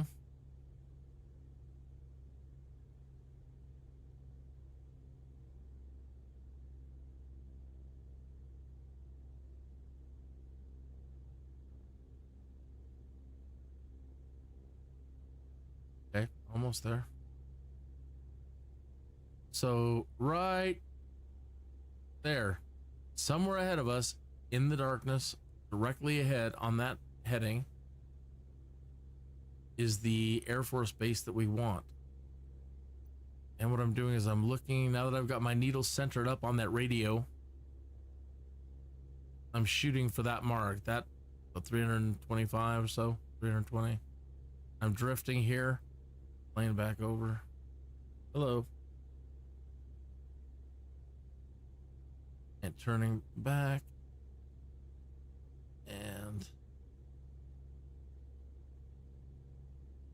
right there. Okay, a little bit more speed. See if she'll balance out. Got a flashlight on, it's too dark. You're wondering what's illuminating the cockpit when he's moving around. It's a flashlight.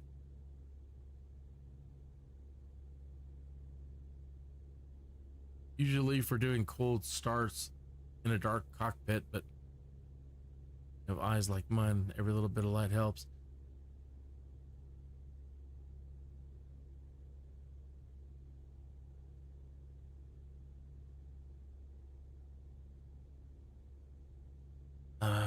Still don't, again, I think that's like the only light, and the light, there's no...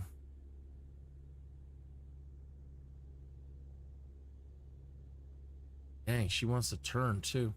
Took my hand off for a moment, looked away.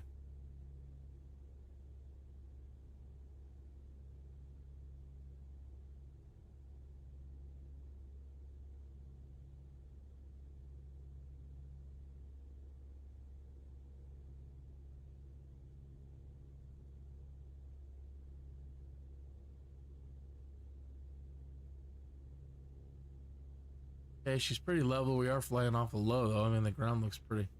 I can.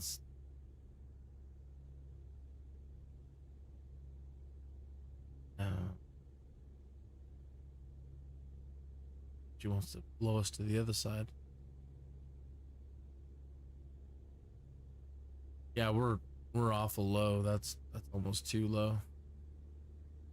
I can see the streets. That level. In danger of smacking into a... I don't know that you can't smack into the radio tower or transmission towers, but I'm gonna take the chance. Altitude.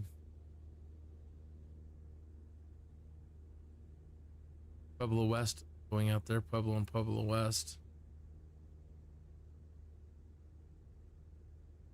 West Pueblo, yep. Now we're being blown back the other direction.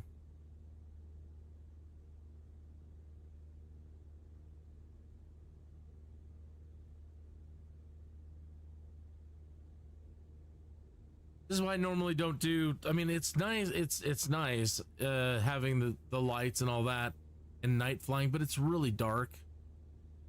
Almost, this is what I mean. Live streaming when it, night flights. There's just nothing for the viewer to really see. So as a superhero trying to become a Skydude, I have certain powers available to me.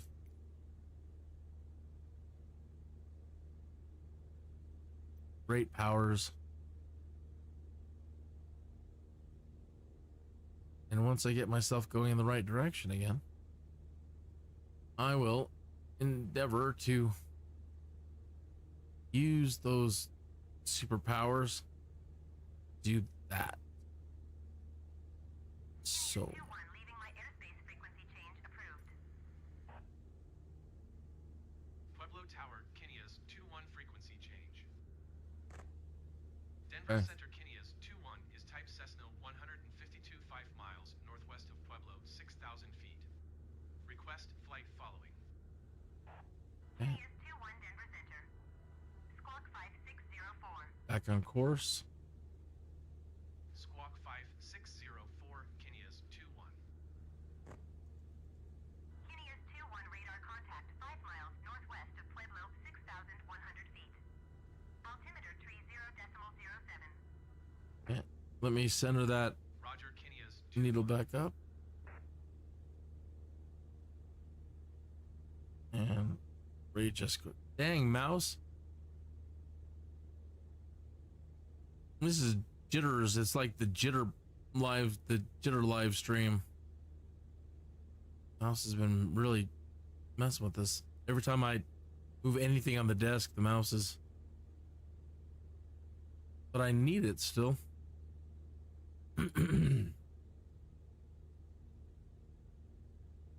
I should get a wireless one.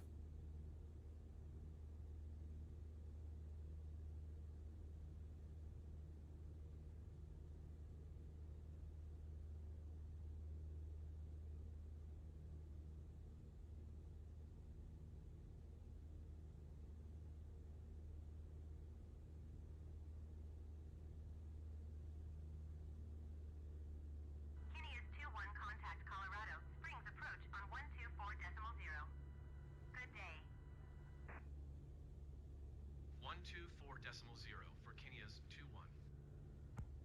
Colorado Springs approach, Kinias 216,400 feet.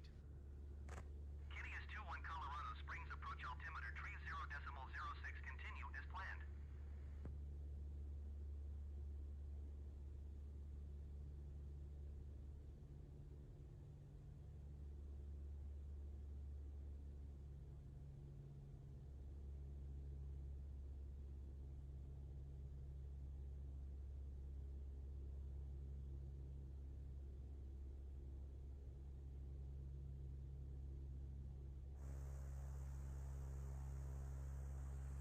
That's the first time our drone hasn't kicked in and been upside down.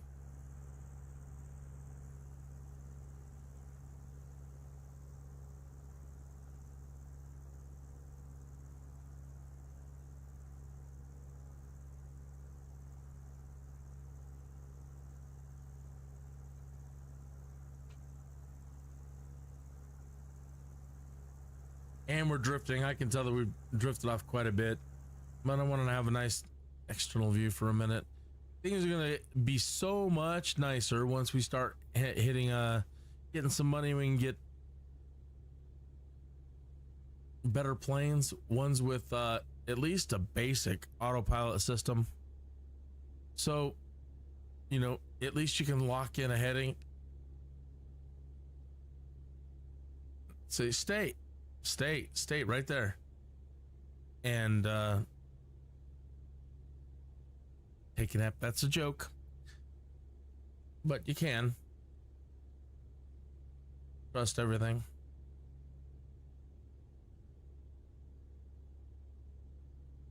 Autopilot technology is really something amazing. Now they got GPS and yada yada yada, but wow.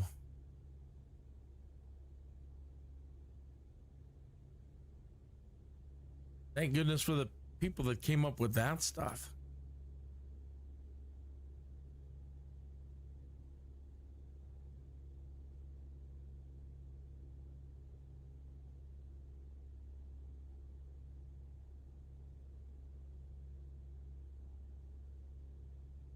As we get closer and closer and closer to a radio source,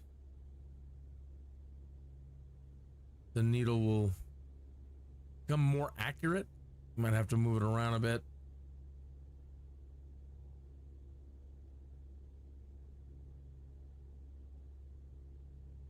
Dang you.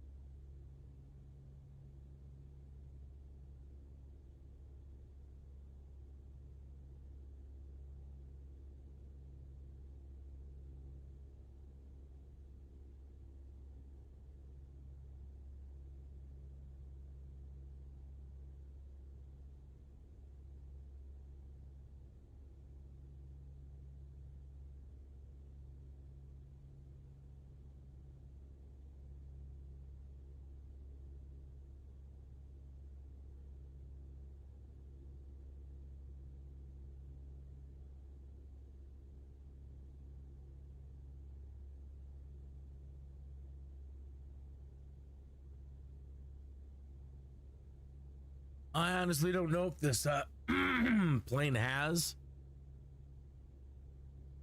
trim tabs, but I'm doing my best to input a little bit of aileron and rudder trim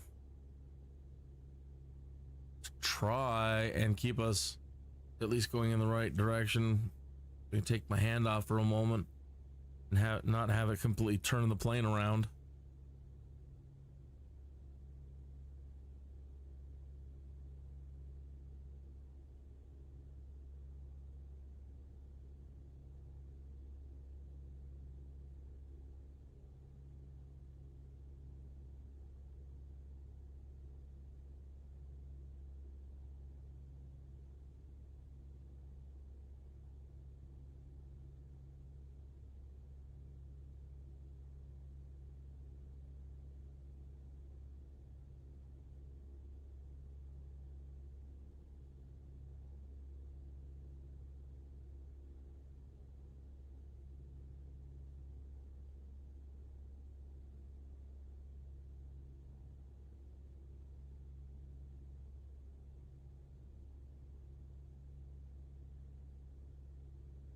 Now, with advanced flight planning, you can do calculations, and from Pueblo to the airport we're going to now, you can do the math and you could say, okay, that'll be like 18 minutes.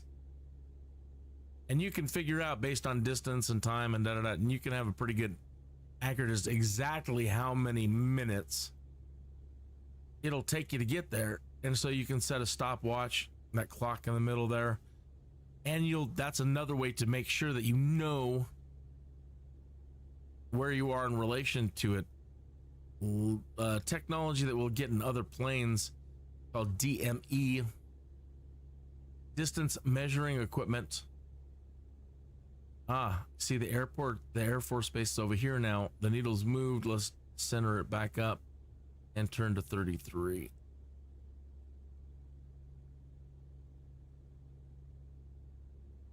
Enter 33.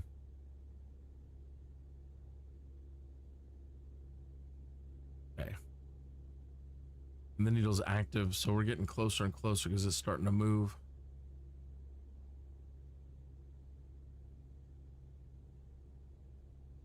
That's about right.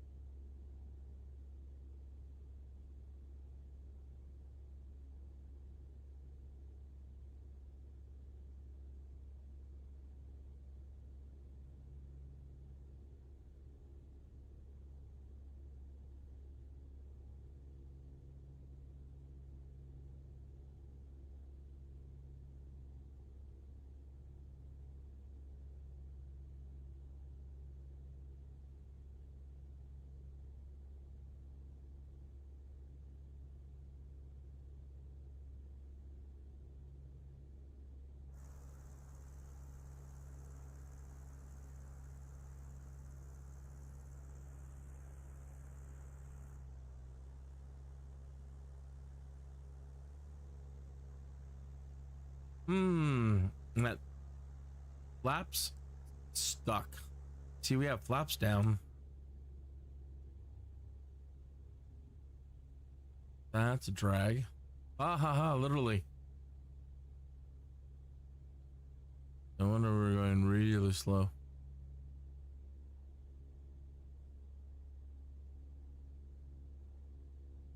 Everything on this joystick is old, and but it's sentimental. I've just gotta get a video on how to take it apart, possibly clean it and or maintain it, or oil some of these buttons or whatever. Maybe the springs are giving out. I don't know. I'm really reluctant to get a new one. If I have to get a new one, I'm gonna put this up on a shelf somewhere with a little light shining on it.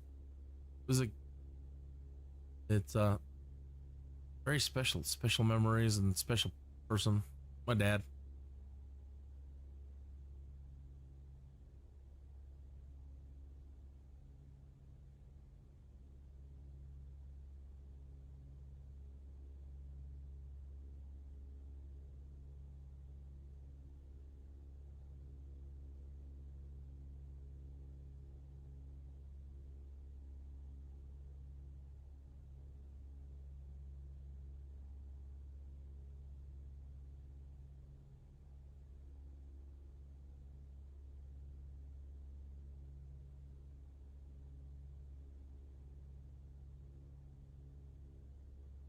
We're getting close enough. I might as well call it in and get clearance.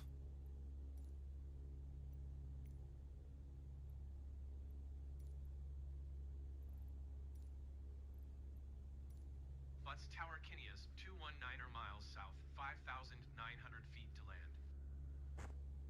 Kineas 21 Butts Tower. Altimeter tree 0.07 wind tree 22 at 5. Fly straight in runway 007. Fly straight in runway tree 1 Kineas 21.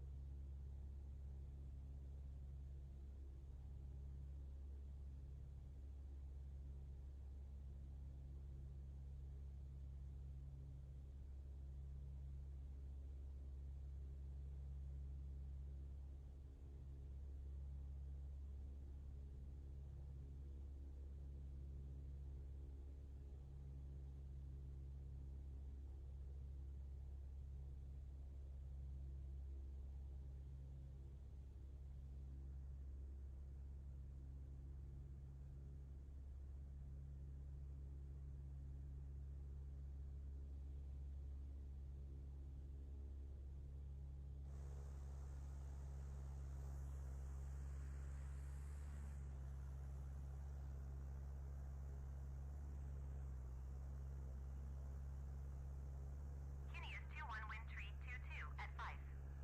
Cleared to land runway tree 1. Cleared to land runway tree 1, Kineas 21.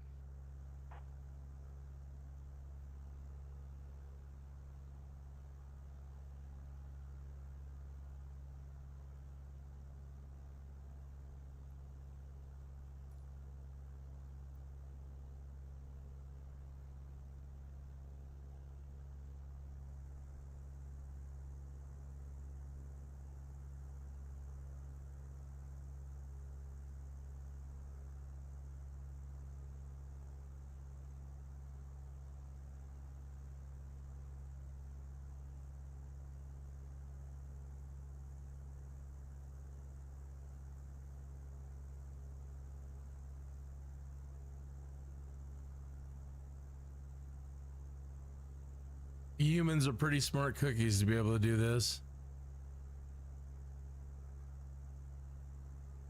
That's all the wing surface it needs to do this, you know, and just wow.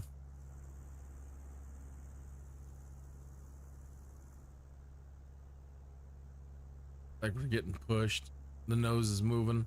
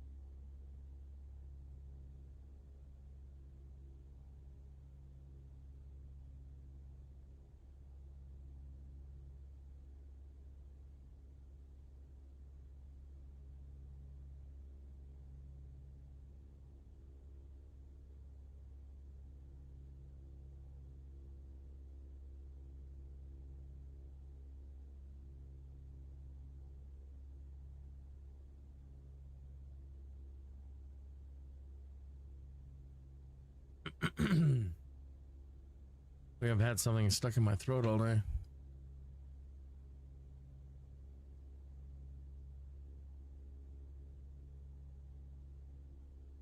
Look at how the entry boxes are all turned sideways. Come in at a 45 plus degree angle. When you hit the spot, completely fly sideways. That makes no sense.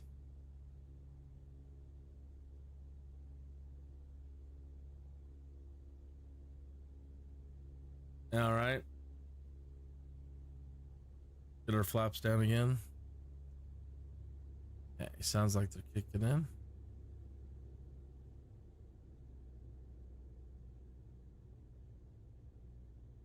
Sideways.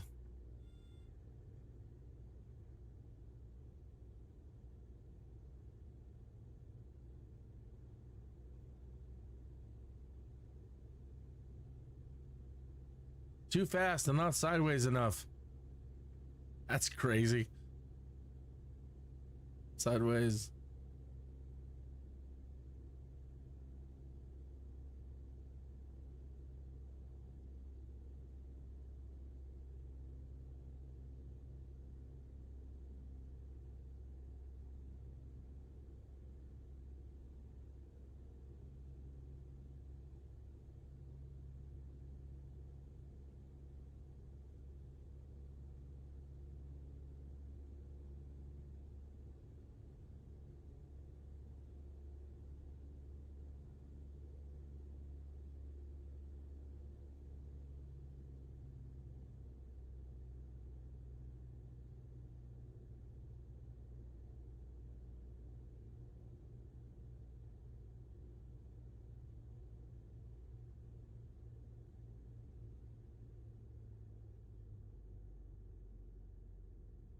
Transporter from dispatch. Nice landing. Go to the parking and put your parking brake on. I'll be in touch. Contact ground for your parking assignment, then shut down your engine.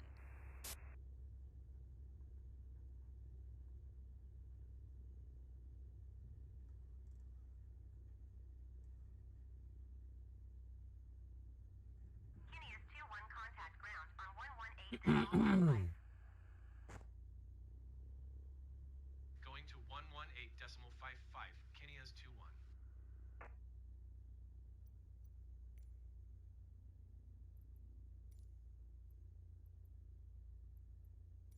Butts ground, Kinney is 2-1, request taxi to parking. Kinney is 2-1, taxi to general aviation parking using taxiway Bravo Delta Bravo.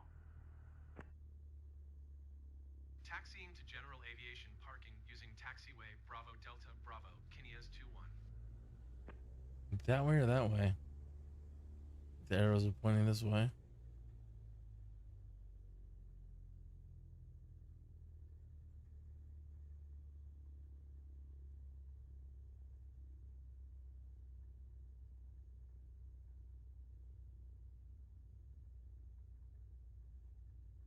I don't think I've ever been sent out here before.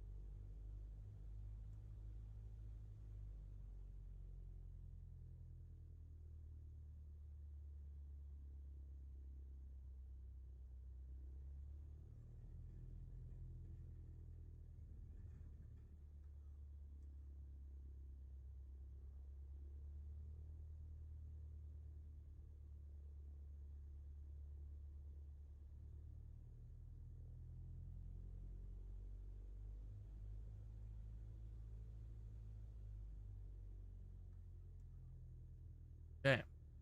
Here are your magazines, fellas. Transporter. Cargo unloading in progress. Stand by, pilot.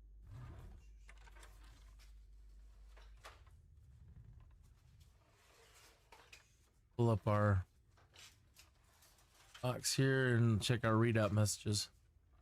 Payload realism bonus granted 6 XP.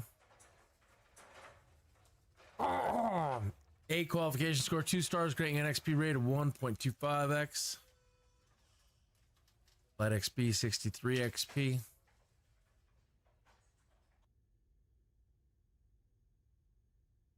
Pilot, 24.56 that's all the pounds. cargo removed from the aircraft. Enjoy the rest of your day. Of course, airport's got to take their fee. $130. Everything is on board. And payment for the mission. That was more than I expected. 4.2. XP for cargo delivery 10. Payload matching, payload realism XP granted at the end of the flight.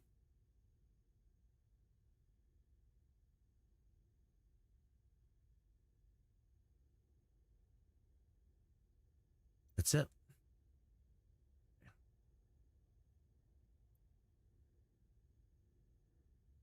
Dun, dun, dun, dun, dun. So we've made, in the time that we have been doing this since the transmission began, we've made approximately $10,188. Not bad, right? I was saying, if you're just tuning in, I was up over 30,000, and then I started making some help videos. And in setting up the demonstration to do some of these help videos, I had no choice but to like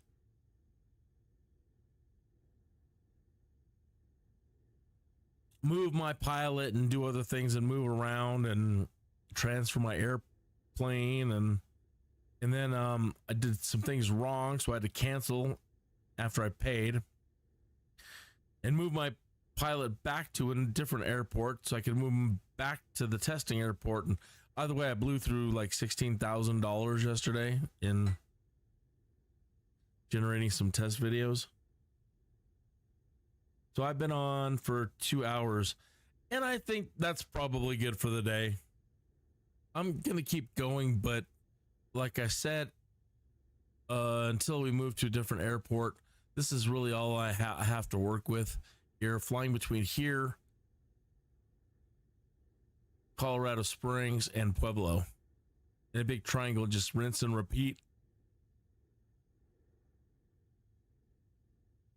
Maybe, maybe not. Keep yawning. Hey, something that's completely off subject. So we're just sitting here jawing. I caught that Ant-Man Wasp Quantumania last night and finished it up this morning. Not bad. That Kang fella, boy.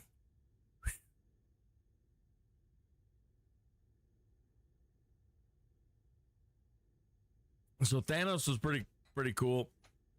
This Kang is he's another power altogether, just crazy.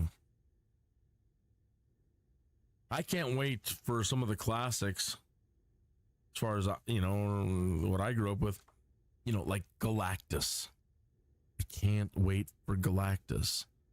I can't wait for Silver Surfer.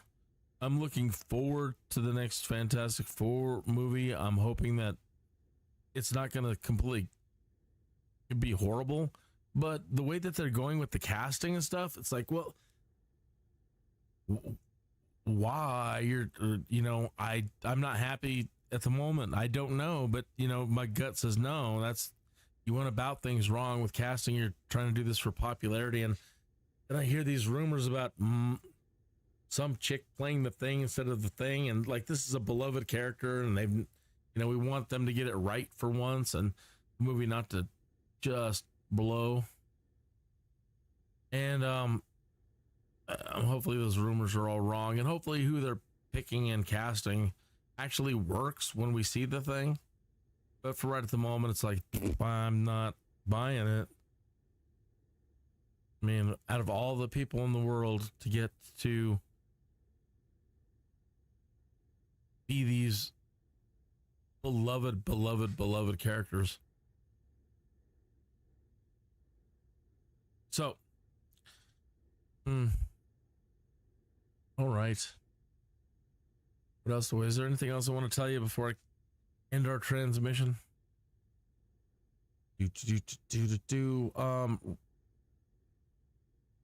Tomorrow, I don't know. I don't know what my schedule is going to be yet. I'm on call for morning activities. If it's low-level morning activity, I'm basically doing the same thing I'm doing here. I'm going to just be moving things around. If it's low-level activities, then maybe by noon tomorrow. If it's heavy activity, then maybe I'll be around 4 o'clock. So that's pretty much, at least I can kind of say that's set. So if you are trying to catch me and I don't have anything to do, I'll be on as early as I can, usually around 10 or, whenever, 9, 10 in the morning. If I'm doing something, I'll probably be out till noon or 1. If I'm really doing something, probably be out till about 4. And almost always back here by 5. But at 5, the missus is on her way here, and I'm trying to do the dinner thing or the chores thing. So by the way, now you kind of know my schedule and know when to catch me. So with that, dear viewer, catch you tomorrow. Good night.